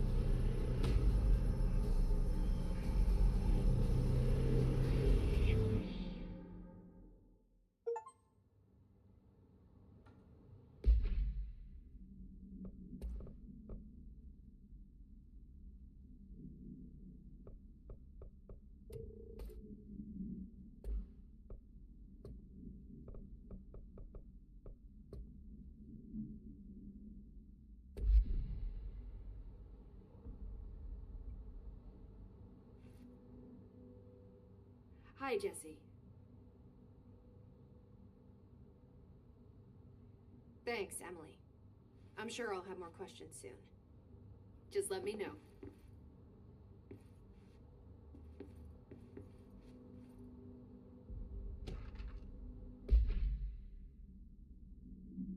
Analysis of His Threat Part 1. Summary. Initial encounters with the entity known as the Hiss have revealed various behavioral facts. Most notably, the Hiss is able to invade or corrupt control points, altered items, and even humans, radically changing their behavior. Curiously, any person wearing one of the wearable HRA devices that Dr. Darling has been distributing over the past weeks was not affected by this corruption. The only known exception to this fact is the new director, Jesse Faden, who possesses an inherent immunity to the Hiss. This could indicate that she has already been corrupted, but her behavior is so in contrast to that of the other Hiss that I have dismissed the theory. My final observation comes from Miss Faden herself. She is able to cleanse material and organisms of the Hiss corruption. We tested this ability on a Hiss-corrupted entity, but unfortunately the process seems to kill the host. Perhaps the host's physiology becomes reliant on the Hiss. More work to be done. Refer to file for full report.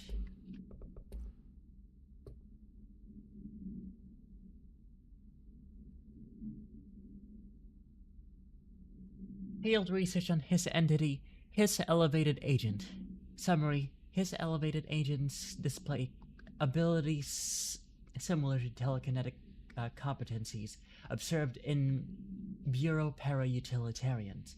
Some prefer to charge their targets while others launch objects at them. Telekinetic attacks have been ineffective against the Hiss elevated due to their own talent in the area. They do not use any weaponry except their own paranatural abilities. Some Hiss elevated have been seen levitating while strapped to chairs. This is likely the result of individuals being corrupted while undergoing cognitive recording in parapsychology. How are they able to use paranatural abilities? Is it possible that these individuals were bound to objects of power prior to corruption? It's also worth considering that the Hiss residents can identify and express latent paranatural ability in the individuals it corrupts. Refer to file for full report.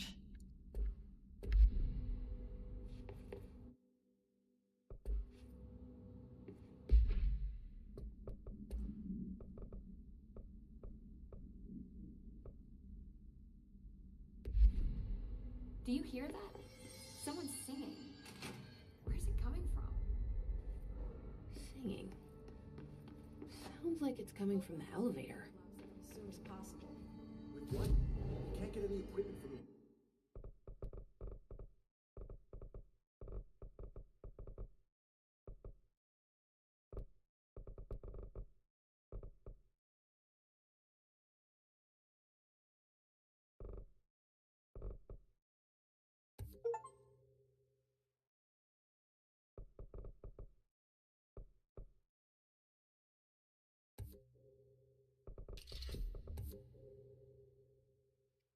Cool.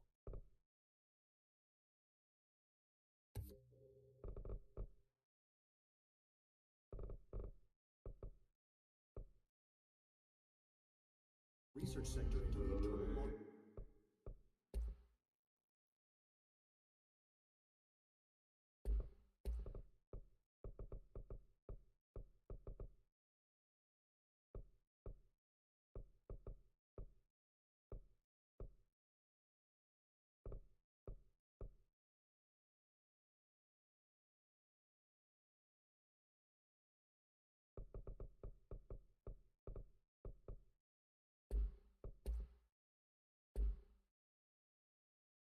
Dam is lifted.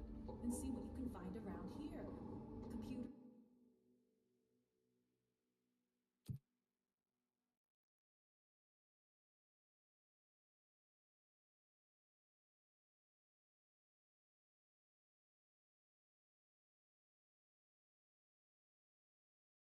What's spin mode?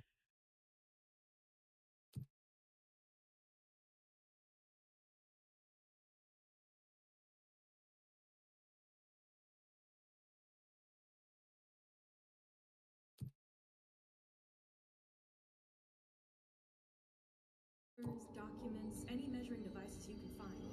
Helping code is a surefire way to get on Darling's good side.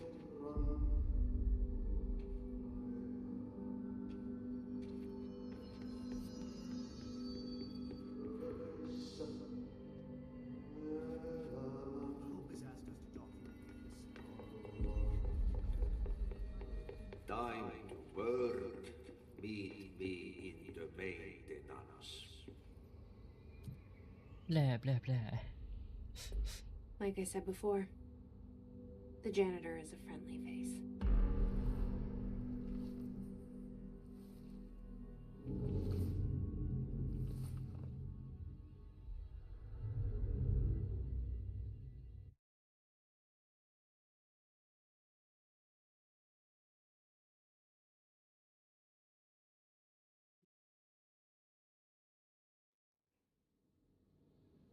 The maintenance sector is the janitor domain. If I can find Ati here, he can help me reach the override. Maybe it was you who got me into the oldest house with the lockdown on. Maybe it was Ati. It felt like he made the elevator appear that took me to Trench's office.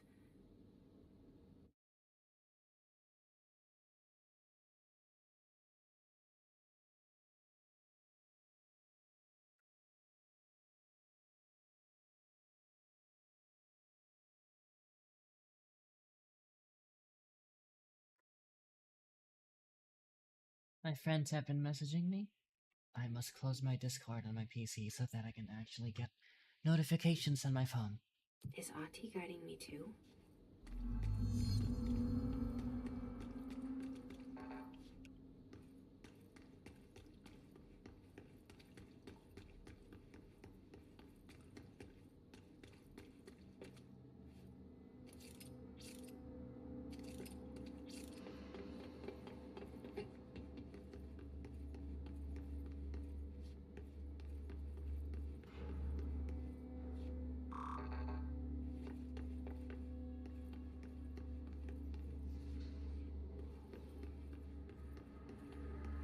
The directorial override is right there, in the control room.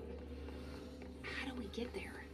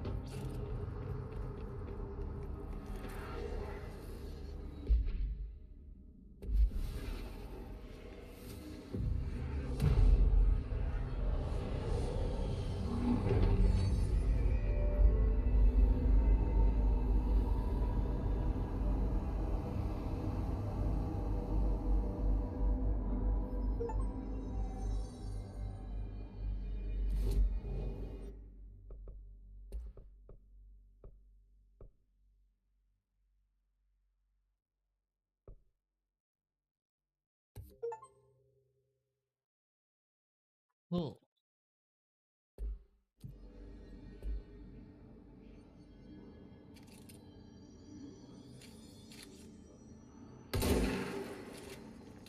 Cool.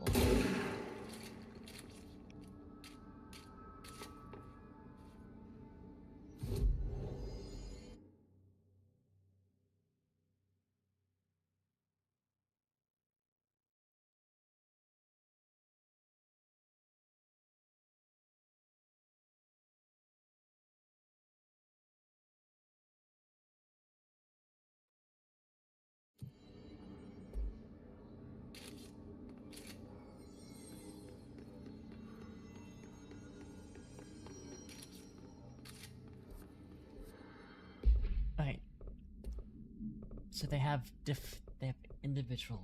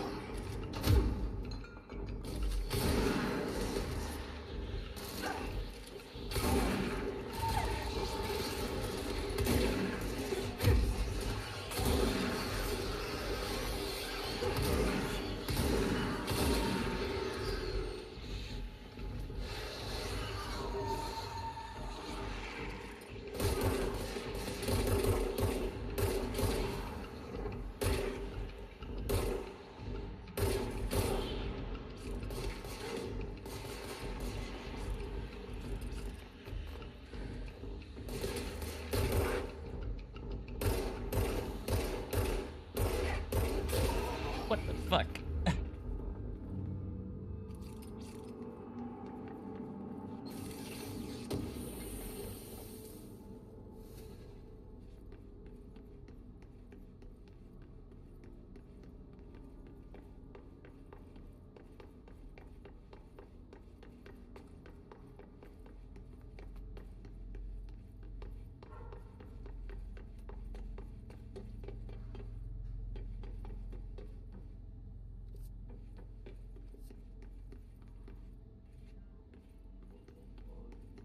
What's down that way?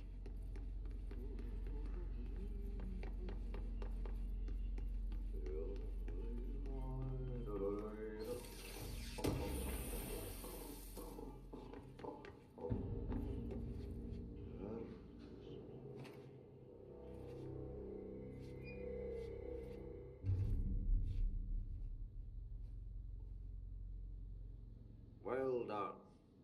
You got the job. It's place for congratulations. Yippee, saatana. It happened in the last drop. I truly need an assistant. Funny thing is, I've been a janitor. I'm more at home in that role than as the director. Only Ati here seems to see that. Yeah, hi, Ati. Look, we need to get the lockdown lifted, otherwise I can't get to the other sectors. Can you help me get to the override?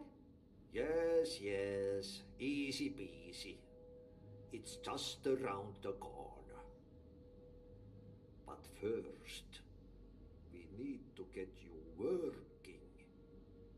Very small, couple of hours job. Something tells me it's gonna be more than that. Yeah. You think there's a dog buried in this? I can tell you are not yesterday's Krause's son. That's why you'll make a great assistant. Very well. I'll hit the facts on the table. Mä kyllä sanon perkele suoraan, että this house has a vermin problem. A bad one. They've already messed up the cooling pumps. And the power generators of a power plant, perkele. And the pensioner inside is starting to feel the pant around his head tighten. The situation needs to be fixed before the plant blows up. And we all disappear like a fart in Sahara. Trying my best to keep up with this. fix the coolant pumps and the power generators, otherwise the power plant will blow. But don't you worry. I've left you clear instructions. You'll catch the end of the thread before I go to my vacation. The work's on the task board here. You can do later, when you have time. Vacation? Right. Yes, no one's gonna cancel my holiday or seat's gonna rattle. But don't worry at all. You'll take care of it, and soon this crisis gonna be last winter's snow. You better go now, so you don't have to run with your head as your third leg. The door in the back leads to the plant. The door in the back. That's great. Thank you, Ati.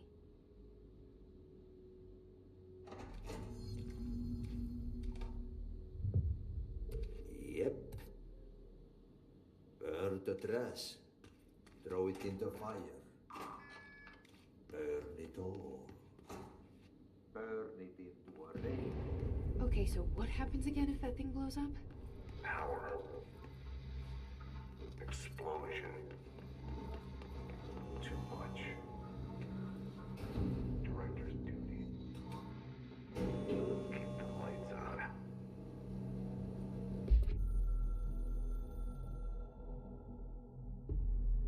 Northmoor was director before me. I never wanted his job. I never wanted power. I purposefully avoided it, didn't trust it, didn't want to rely on it. Northmoor was all about power. A man like an explosion, hungry for authority, for order, for more, until it was too much. I had to find a solution in the end, contain the situation. Northmoor never liked me, but he went along with it, to his credit. He didn't really have a choice. I suppose at the end of the day, a director's most basic duty is to keep the lights on. Here's to you, Northmoor. There were no prime candidates waiting in the wings, but I was there. Had been the whole time, keeping my head down, working my ass off. I had nothing to lose. I picked up the gun almost on a dare.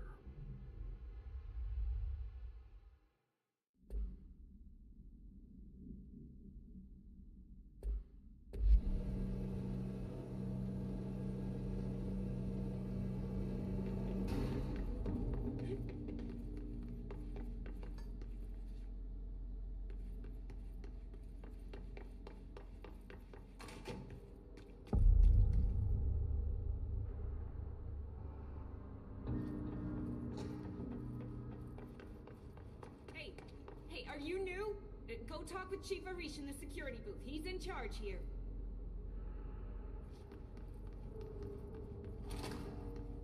Ma'am! Hey! Chief Arish! They all have HRAs. We're on the same side. My name is Jesse Faden. I'm here to perform the directorial override to get the lockdown lifted. Yeah, Chief Arish, FBC Security. I'm just... Oh, hang on, you're the new director. It's a pleasure, ma'am. Let's skip the formalities, please. Right. Faden, ma'am. Look, as you can probably tell, it's a bit of a shit show down here. We've been holding our ground, but whatever's gotten into our buddies has them wrecking the coolant pumps and the power converters. The NSC keeps overheating, and my crews keep getting shot before they have a chance to make any repairs. NSC? Oh, sorry. Bureau jargon. It's what we call the power plant. You know, the big rumbling metal thing? Salvador, head of security, asked me to protect it in case of an attack. See, what's inside is dangerous. Dr. Darling seemed to know it would be a target. Darling? He's here? No, he came down a few days ago, before everything went to hell. He was out of it. Smelled like a bar mat. He was ranting about vulnerabilities and how he only had one large-scale HRA, but that he needed it somewhere else. Still, at least he gave us these personal HRAs before he left. Hey, did I mention that he was tearing his clothes off? Crazy dude. Darling knew the hiss was coming. Listen, I love playing 20 questions as much as the next guy, but we have got to get the water and electrical systems repaired before this baby blows. I'll have my guys unlock the doors out of here for you. I'll take care of it. You stay and keep the hiss away from the plant if you can. The hiss? That's what we're calling him? Oh, that's catchy. Oh, listen, the radios aren't working, so if you find my boss Salvador out there, could you please ask him what the plan is? I'm sure he will have one by now. I'll keep an eye out for him. He sure has a lot of faith in his boss. Try to stay alive.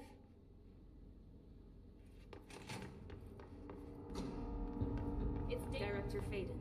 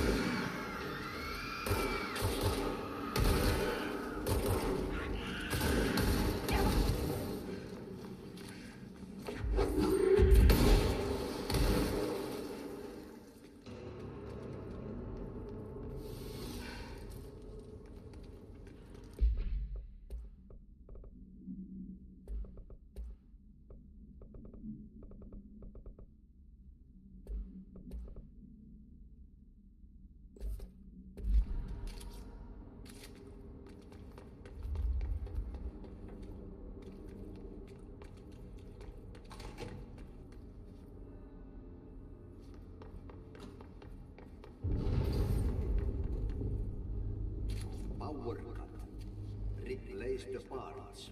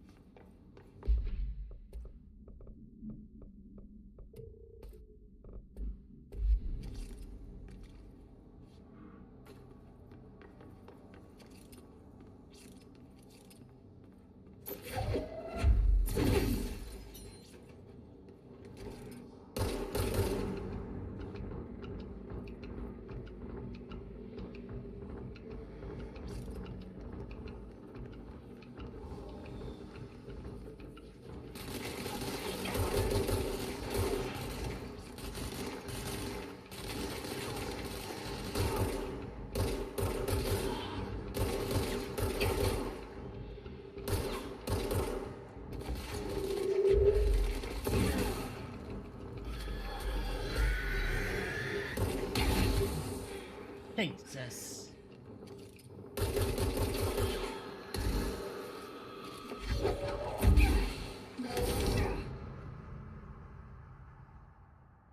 Fuck.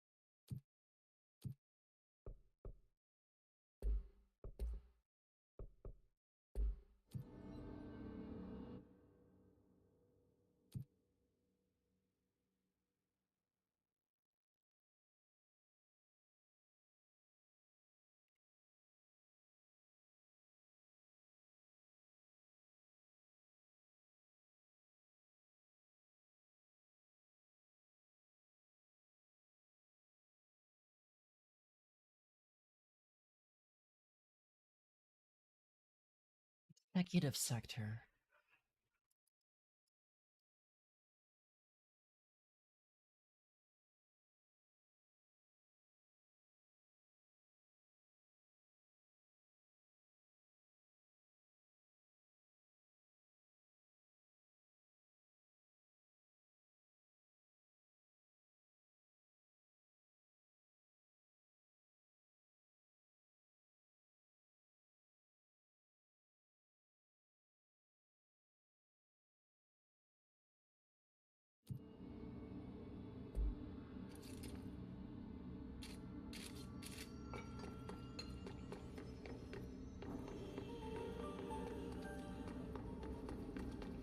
By trash, did I mean barrels full of hazardous biological material?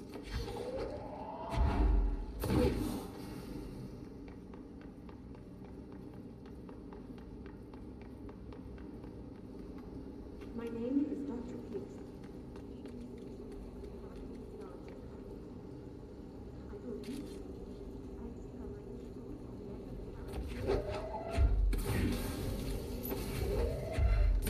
Looks like I'm breaking some environmental regulations on waste disposal, but if that's what Ati wants, then I'll get it done. I need to convince Furnace can speak. It's been talking to me for so long.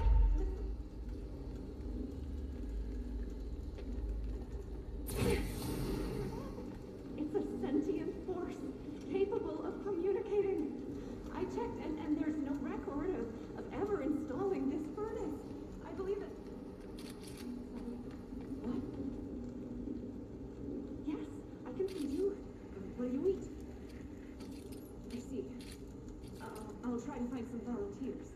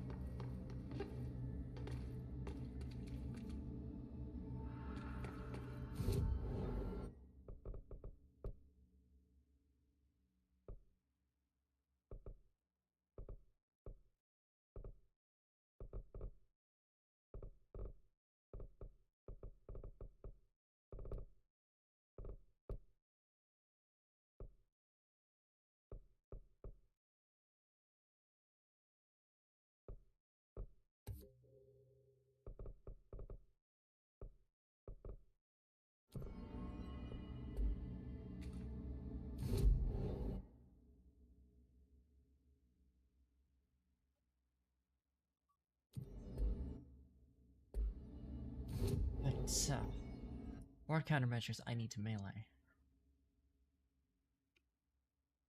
And shatter. I don't know what spin mode is. So I should probably just abandon that.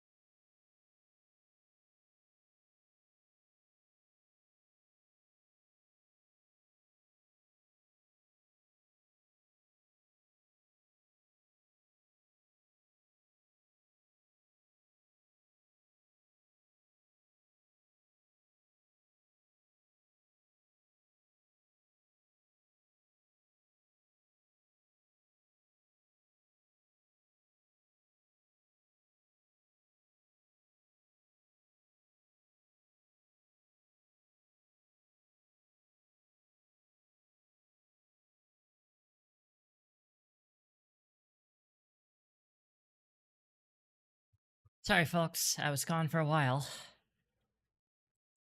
Had something, had a delivery come in, and courier wasn't sure where.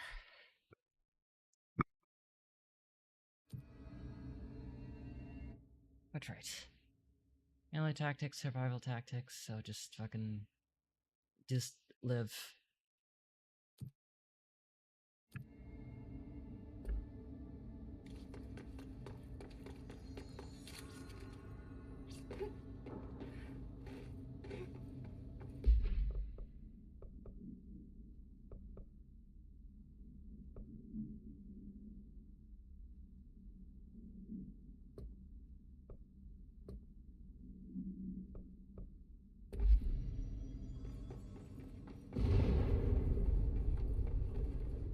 We need to fix this thing ASAP.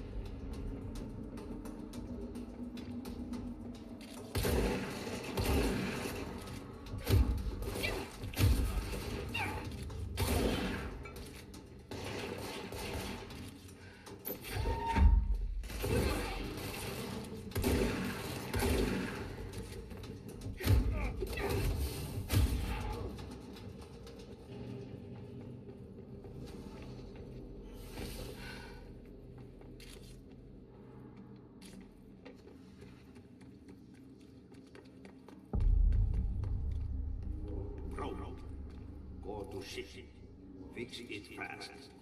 If the plant goes boom, we can throw the spoon in the hole.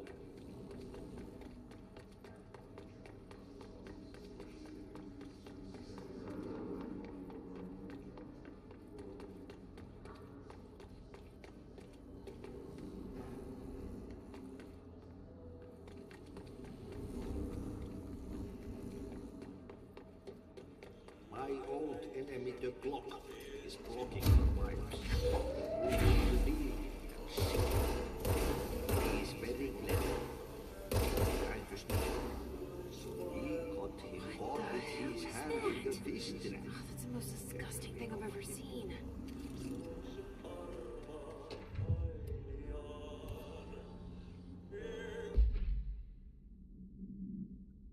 Attention maintenance staff. An object of power escaped the Panopticon a couple weeks ago, and they want everyone to keep an eye out for it. So if anyone sees a merry-go-round horse zipping around a sector, alert me immediately.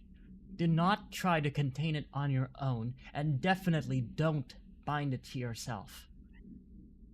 Your security chief, Simon Arish. My cat is here.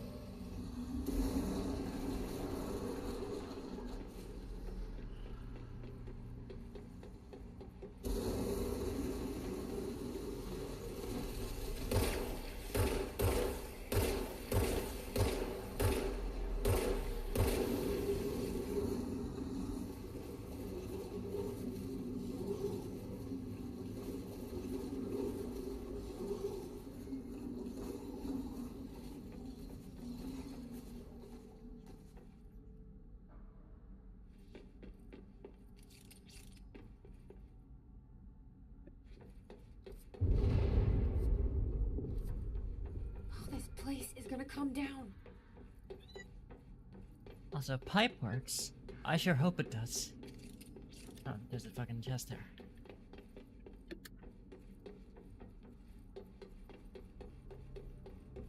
El gato. Yes.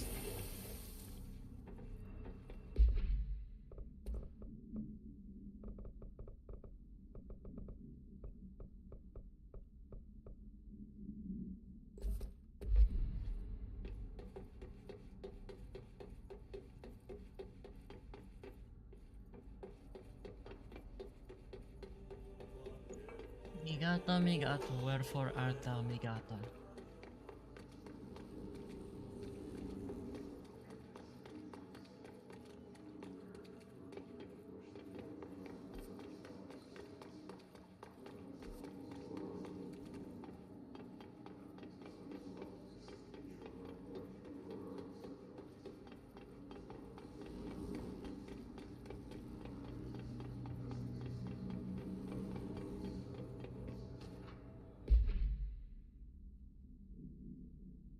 That gross blockage down in the water systems is back. What the fuck is it? And where does it keep coming from? And why the hell does Ati keep yelling nonsense at it? He acts like it can understand him. Of course he acts like we can understand him too. I guess that's just his brand of crazy. I'm gonna try out a new drain cleaner. Extreme strength.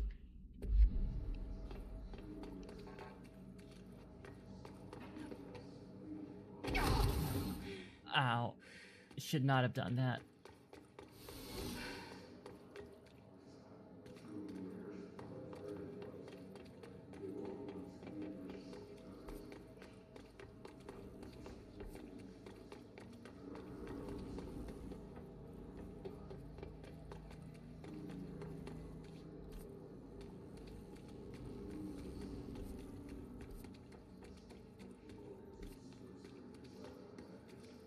Strange light in a break room.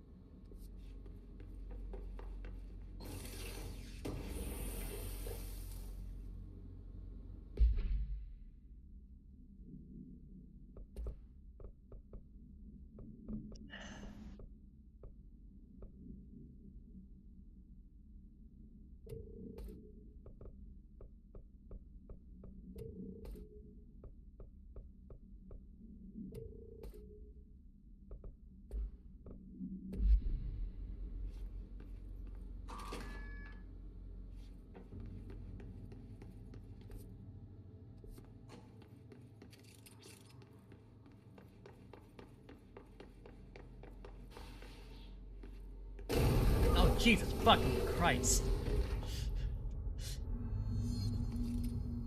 Pony.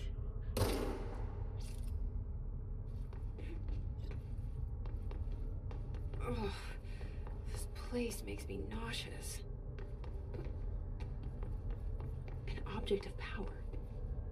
How do you think it got down here? A carousel horse. Why is kid stuff always so creepy?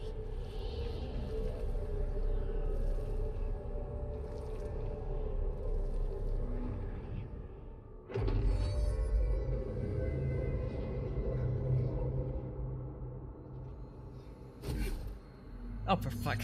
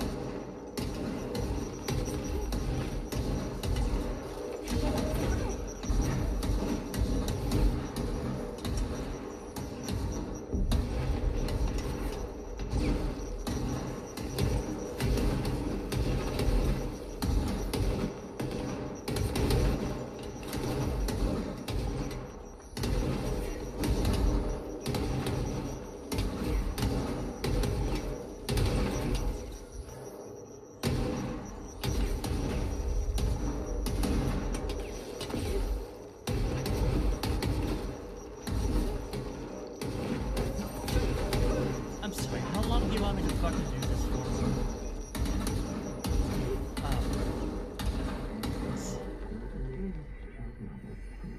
It was not a survival thing, it was a get the fuck out of there type of thing. I guess keep up with me now.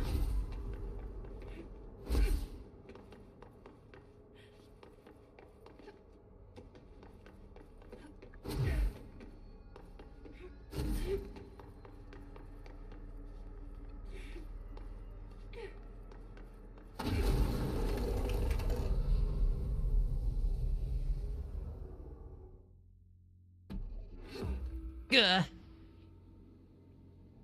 Oh, a chest.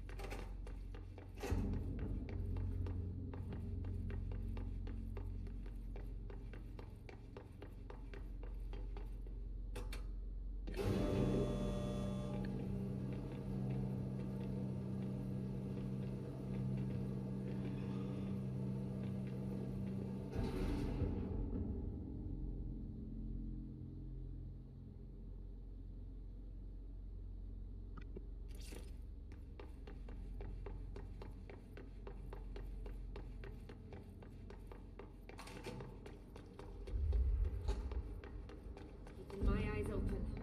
We ain't out of the woods yet.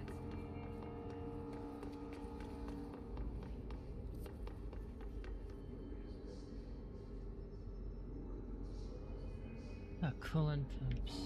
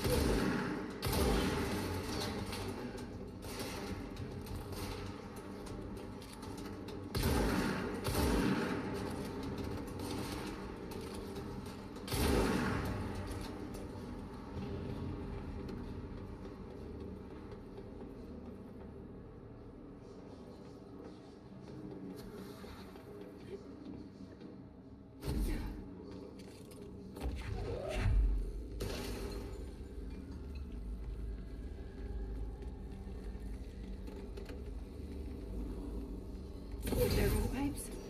Nothing more satisfying than manual labor.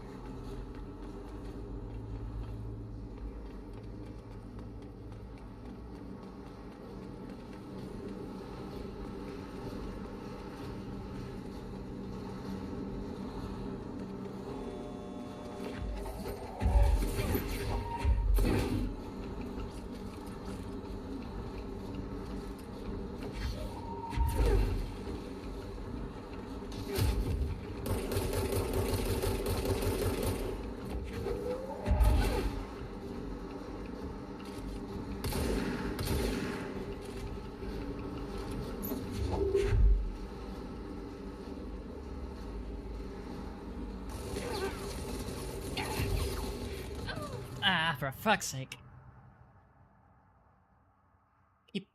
I have the habit of pressing M1 because that's usually what you do when you have a fucking gravity gun. Ah, let's sigh.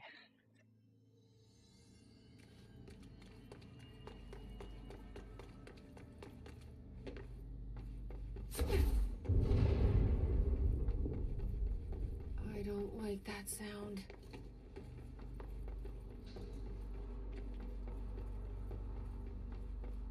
Oh. Shit, wait.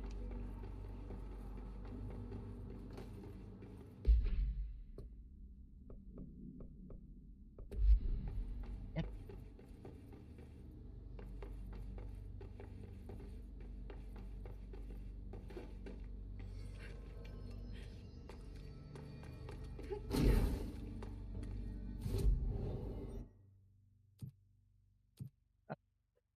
I really did that.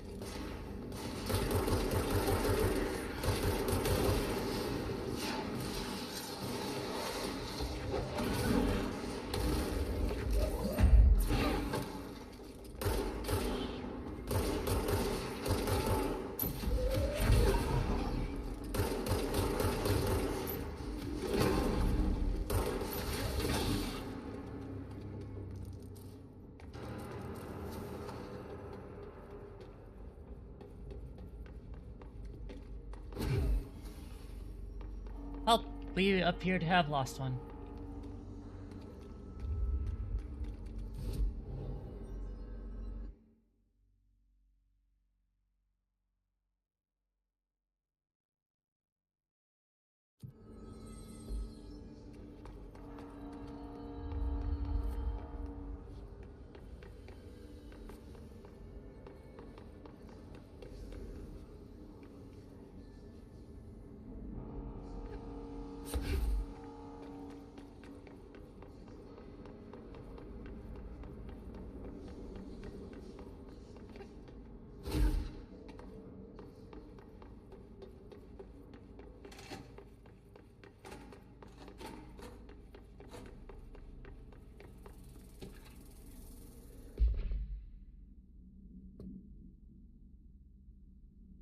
The oldest house is a place in flux. Thresholds appear with no warning. What the threshold will contain is a question we can only answer once it manifests. The widely accepted theory is that thresholds are dimensions vibrating on a frequency different from our own. When these frequencies match, the threshold will manifest in the oldest house, which acts as a... Others theorize thresholds are parallel universes or possibly our own reality at a different point in time. Some believe our collection of altered materials affects the house or attracts the thresholds. We do know for certain that thresholds are not permanent. Eventually their frequency will shift. Some believe the Earth itself is just another threshold connected to the oldest house, which is actually rooted in some other reality. This theory, while impossible to disprove, causes in those who learn of it, so it is actively denied. Troopers are meant to be the first agents to enter unknown AWE thresholds or any other preternatural hazardous situations. They are heavily armored and heavily armed in preparation for the worst. As a result of their role, his troopers have access to the heaviest armor and weaponry from the Bureau's armory, including military-grade chain guns and grenade launchers. In addition to their already formidable FBC-issued armor, the hiss resonance surrounding these entities is dense enough to stop bullets. If forced to engage one of these, be sure to make use of any available cover. Also note that, to the telekinetically talented, enemy grenades can be a welcome source of ammunition. Refer to file blank for support.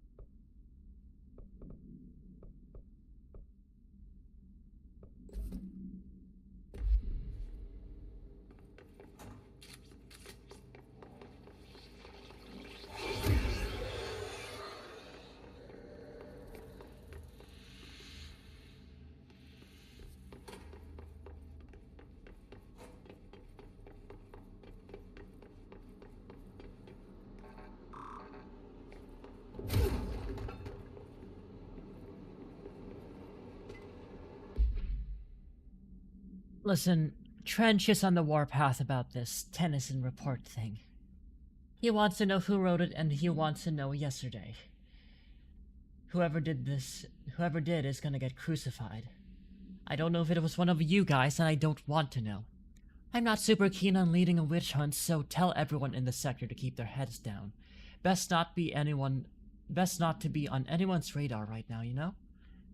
I tell ya, not even counting all the weird shit we deal with, this place can be a downright hostile work environment sometimes.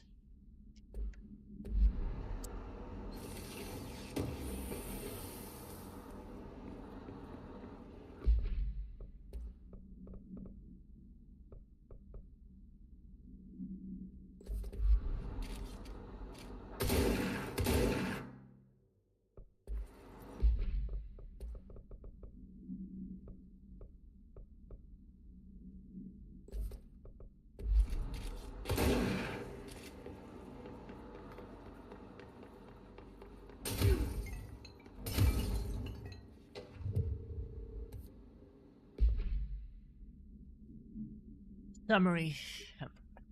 Munitions testing on OOP-22, aka Home Safe. Summary. A safe object of power can produce a barrier using objects or material from its immediate vicinity. See OOP-22 case file for more details. Bureau Rangers were given permission to employ heavy weaponry against a para-utilitarian bound to this object in order to gauge the barrier's durability, and velocity ammunition were tested with results. Testing will continue after the safe object of power is clearly a viable candidate for use in combat response scenarios. Allowing para-utilitarians to participate in altered engagements would be an advantage worth considering. Refer to file 8-53-8367 for full report.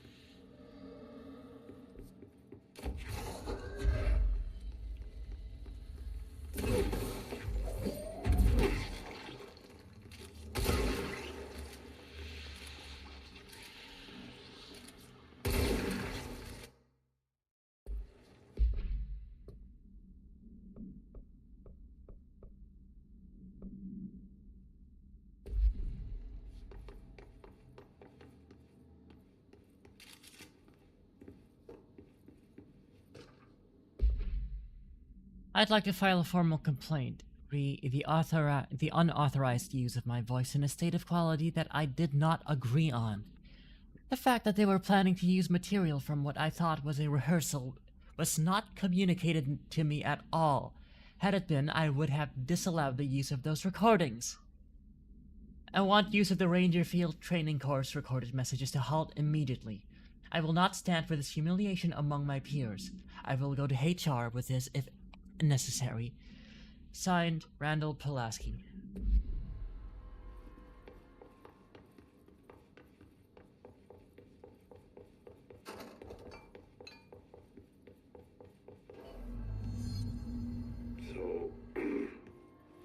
So I just read this? Welcome to the Ranger Field Training course. The course must be completed in the specified amount of time. When you're ready to start, press the button. Is that all, or? I always did love obstacle courses. Get ready, Ranger. Course starting in 5, 4, 3, 2, 1. Go.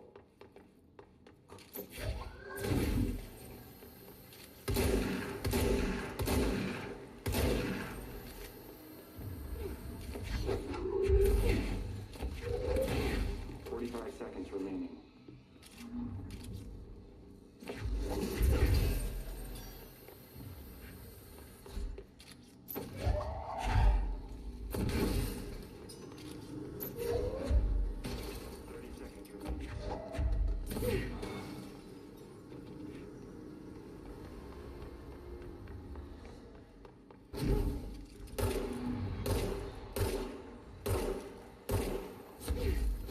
15 seconds remaining.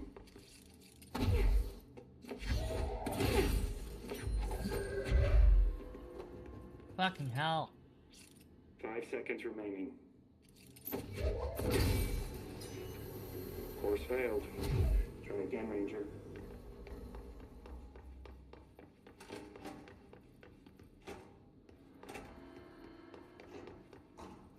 Get ready, Ranger. Course starting in 5, 4, 3, 2, 1. Go.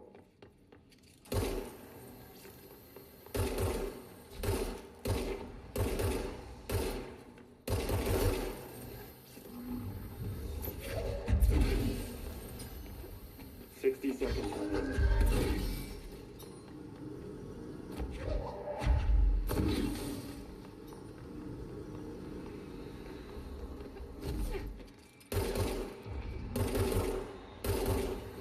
Seconds remaining.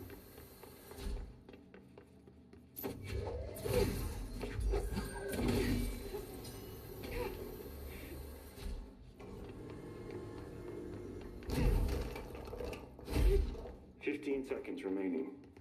Course complete. Congratulations. Guessing this isn't usually part of the course. It's protecting itself. I need to hit it harder to break that shield.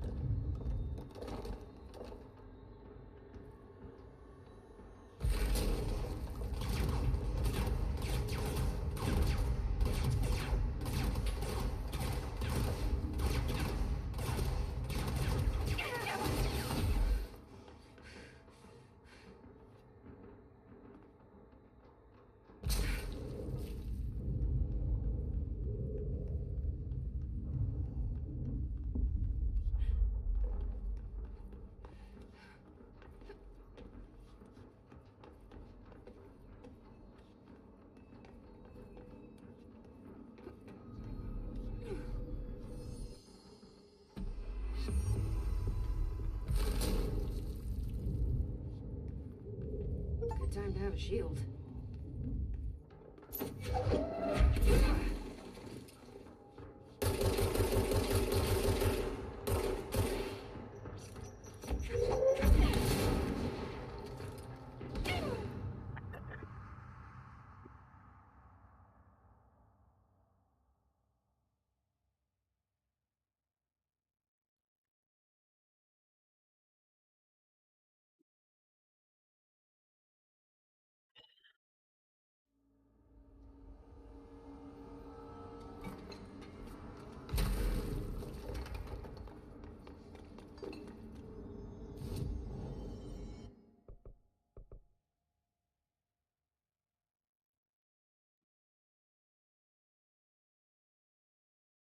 Cool, saving up for that.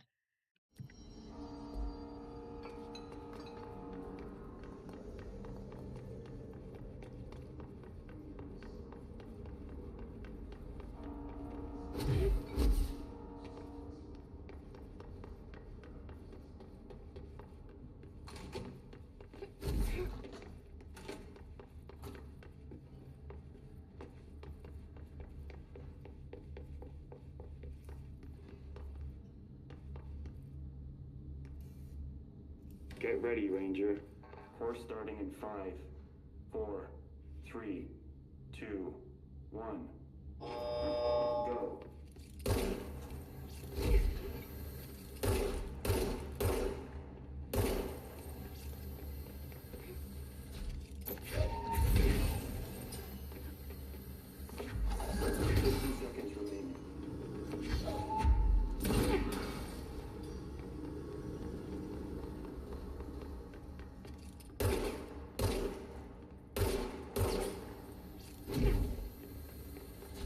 Seconds remaining. Seconds remaining.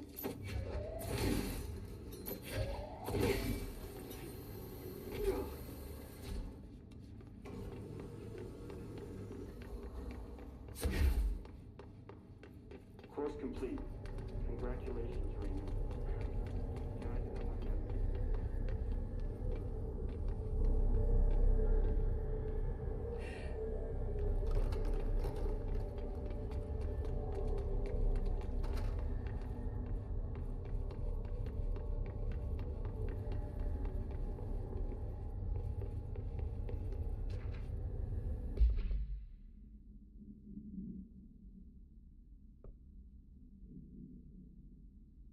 Home safe OOP-22-KE. Containment procedure, no unique procedures required. Description / para utility. The object is a guardhouse brand home safe. Weight measures vary. Unbound, the object allows para-utilitarians to telekinetically gather items and debris from their surroundings. The object is currently bound by background. Discovered in the basement of a home in Ohio, the object gained rapid interest in certain online forums dedicated to opening abandoned safes. After months of failure, the owner attempted to open it with explosives. The object survived with no physical damage. Bureau agents were dispatched, now confident of its paranatural nature. Blood occasionally emerges from seam around the object's door. Tests confirm the blood is not human. X-rays taken of the object indicate that something is trapped inside, though the images aren't always blurred, which indicates the contents of the object are moving. All attempts to open the object have been unsuccessful. Do we want to do that?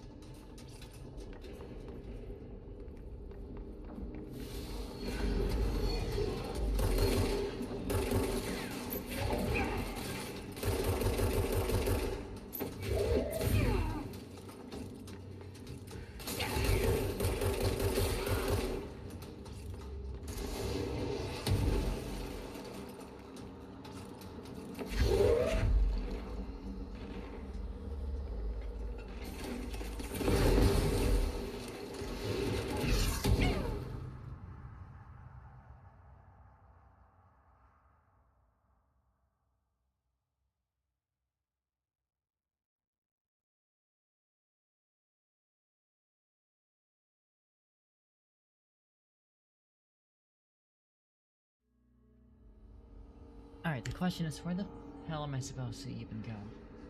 NSC energy converters. The control room?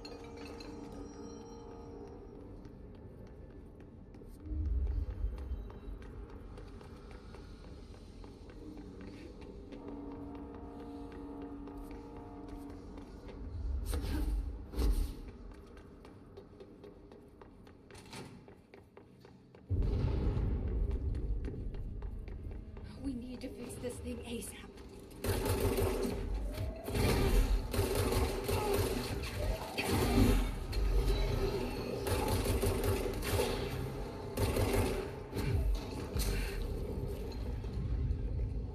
It's fried up. You need to fix it before the old big bats inside the badass ship.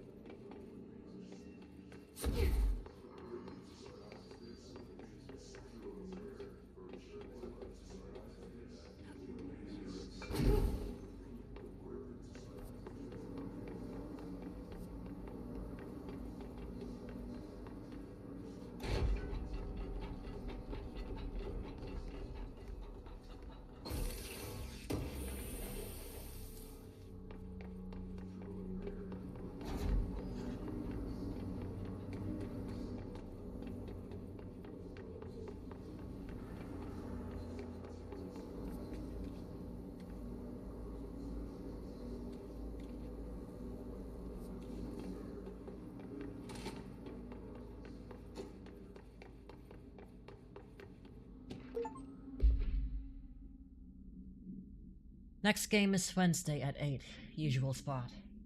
Hazard owes me $20. Arish, still on a fucking winning streak. Someone please figure out how he's cheating. Thompson, suspended for a game because of that shady dealing incident.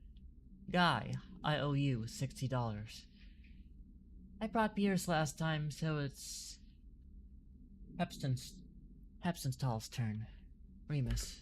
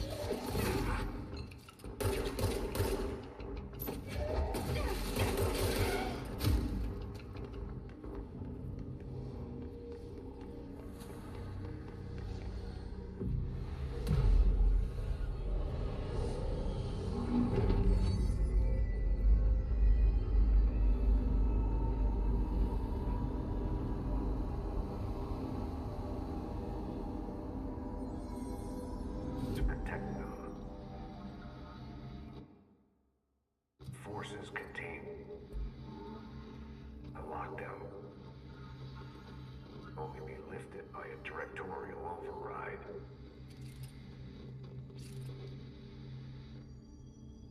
This is what we came here to do.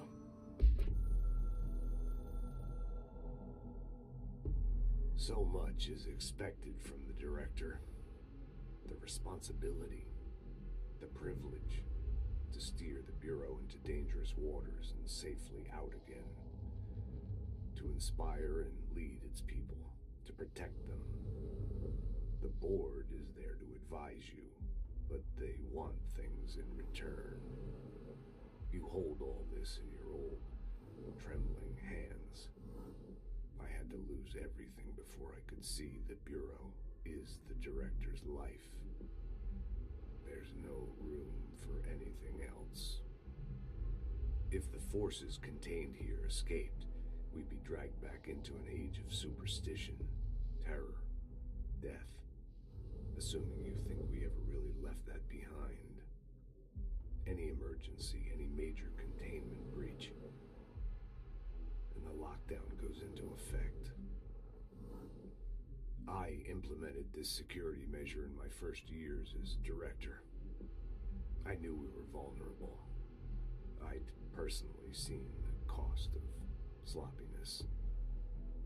I made sure the internal lockdown could only be lifted by a directorial override, only to be used when the director is confident the sectors are safe to be opened again.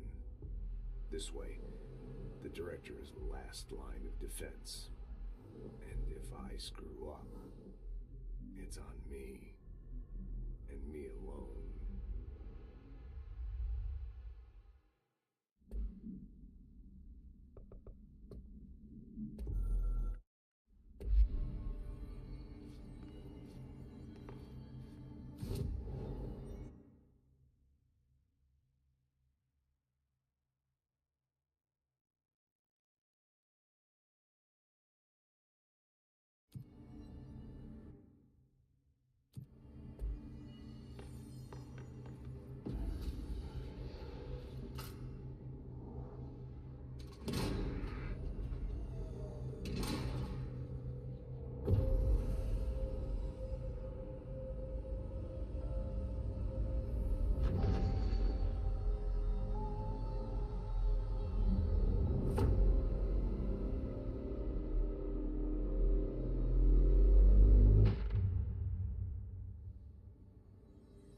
That's it.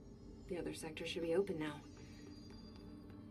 I think it's time I told Emily why I'm here. I'll risk it. You two should get to know each other.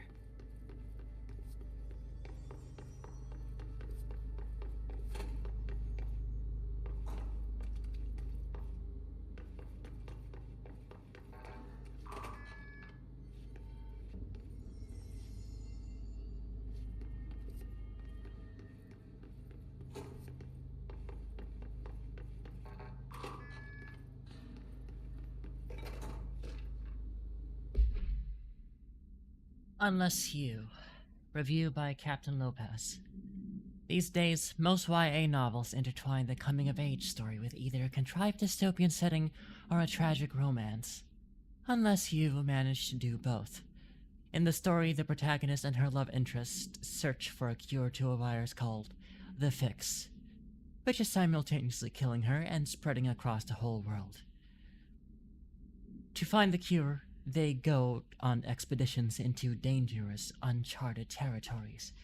The people all live in walled cities now because dystopian future.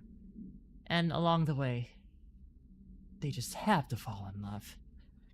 I like how we never got to know if the Fix was ever actually fixed. The ending was bold, especially for YA. The main character succumbs to the Fix when she's so close to the cure and commands her love interest to go on and save the world. She knows this is the end for her, but that the job can still get done. She dies out in the unknown, alone and surrounded by danger, but never loses sight of the goal. That's a good soldier's death. I give this book 3 out of 5. I feel most of the teenage angst is a little lost on me, but I'd recommend it to my brother's kids.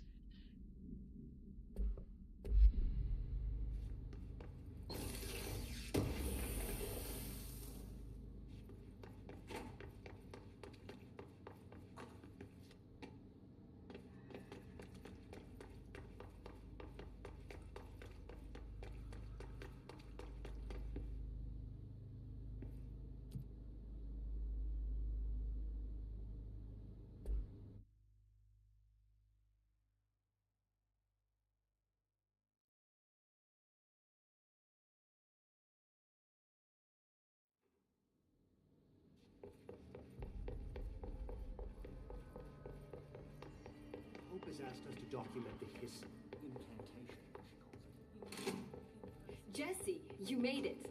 And you lifted the internal lockdown. Let's talk, Emily. Yes, of course. Listen, Emily.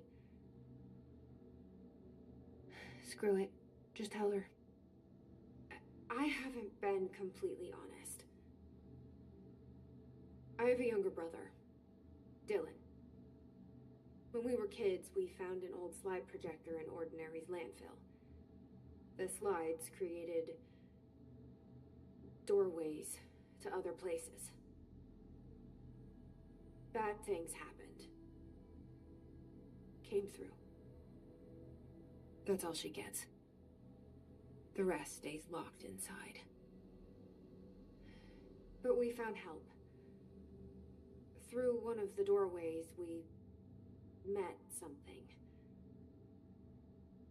A being.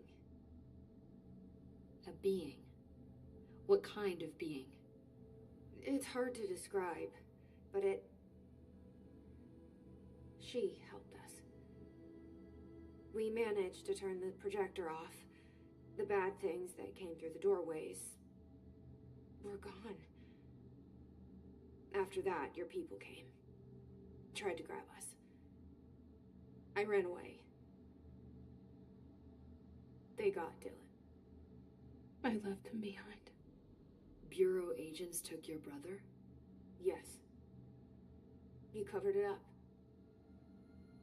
No one believed me.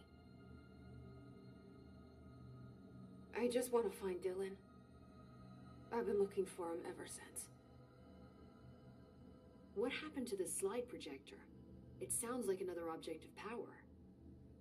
I thought you took it. The Bureau. Along with Dylan. I've never heard of it. but around here, I assume everything's classified. You know, I looked into the ordinary AWE case files after you mentioned it. Trench and Darling were both involved. A large area of the containment sector was reserved for it. The case hasn't been active for a long time. I have no idea if anything's still there. Can you tell me more about this being you found? Let's hope you two get along. She's been with me ever since Ordinary. In my head. She led me to you. I call her Polaris. As in a guiding star. Did Polaris know about the hiss? If she got you in here in spite of the lockdown, she's very powerful. Which may help explain your test results. Your readings are incredible, Jesse. Now, cross-referencing them with the database, I found 2 matches in Darling's old classified files. Unfortunately, I can't access them beyond the file codes, but one was P6, referring to a prime candidate for a potential future bureau director. This was logged years ago. Dylan. Is that Dylan? The other match is on something called Hedron, which must be connected to these Hedron resonance amplifiers somehow. All I know is that Marshall went to the research sector to secure the HRA production after the Hiss first attacked. So, Marshall seems like our best lead on Dylan. I need to go after her. How can I get to the research sector? Use my keycard. The sector elevator will take you there.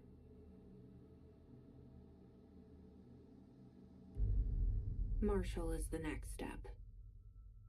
What Emily told me about Ordinary, my powers being connected to things in the Bureau's past, I am so close to something. Do you feel it? Something's coming.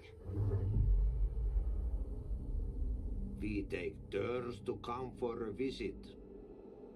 I helped you. You owe me now. And when time comes, I will come calling.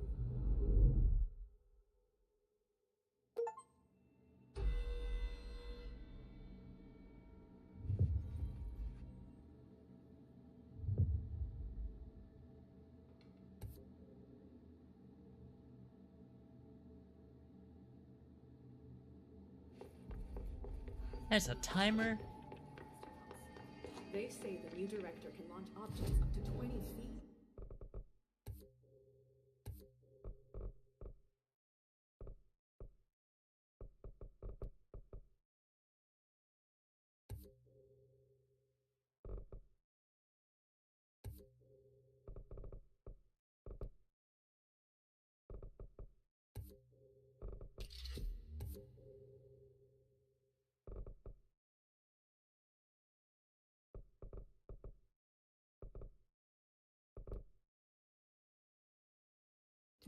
Bullshit. We've never recorded any distance over 5. Obviously, you never read the P6 data.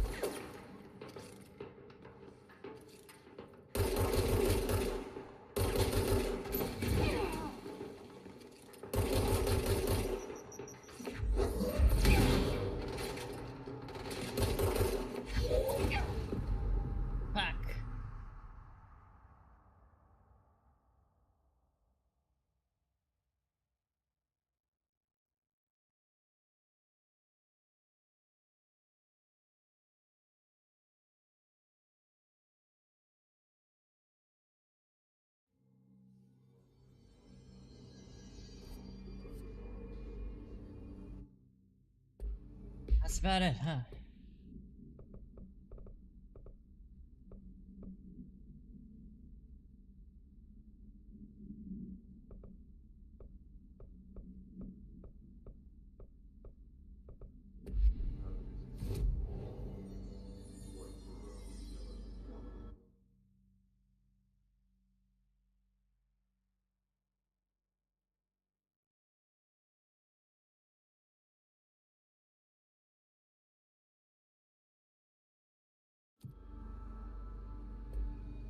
There is one more place here.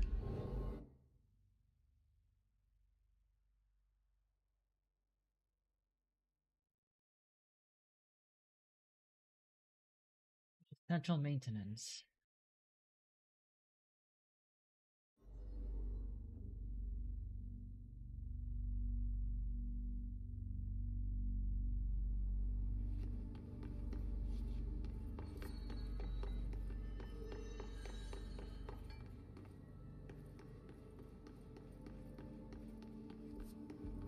Nah, go to the power plant.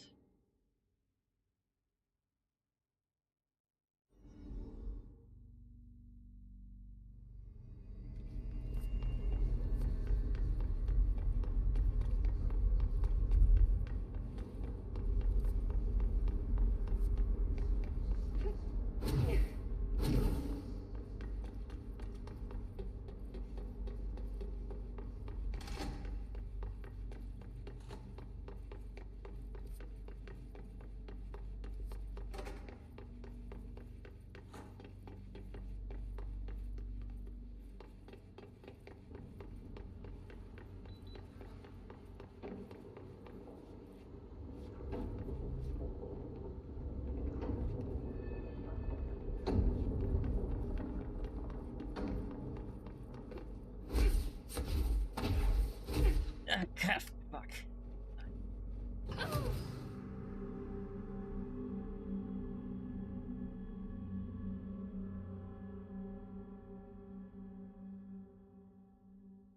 I mean, I feel like I could make it.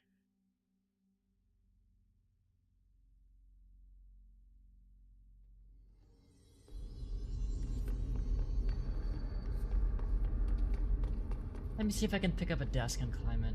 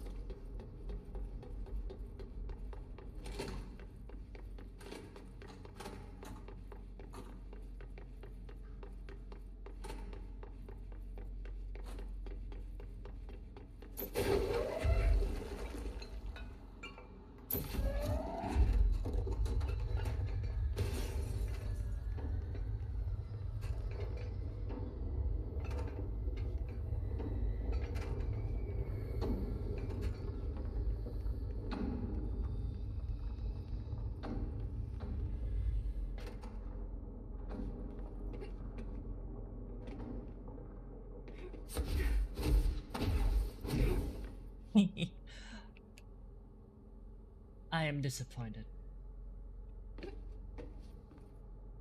Huh.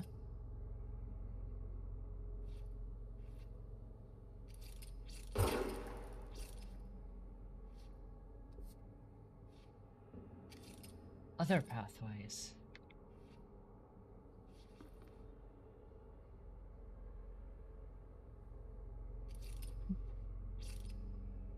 Probably can't make it.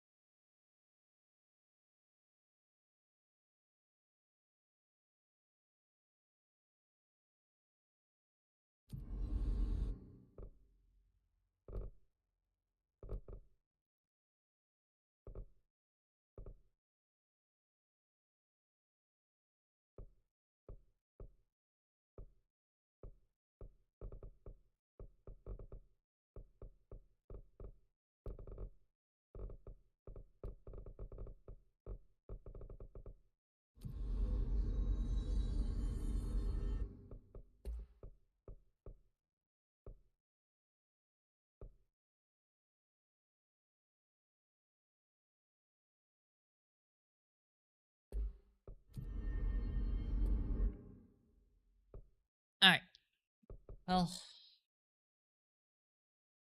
I think that I will quit for now.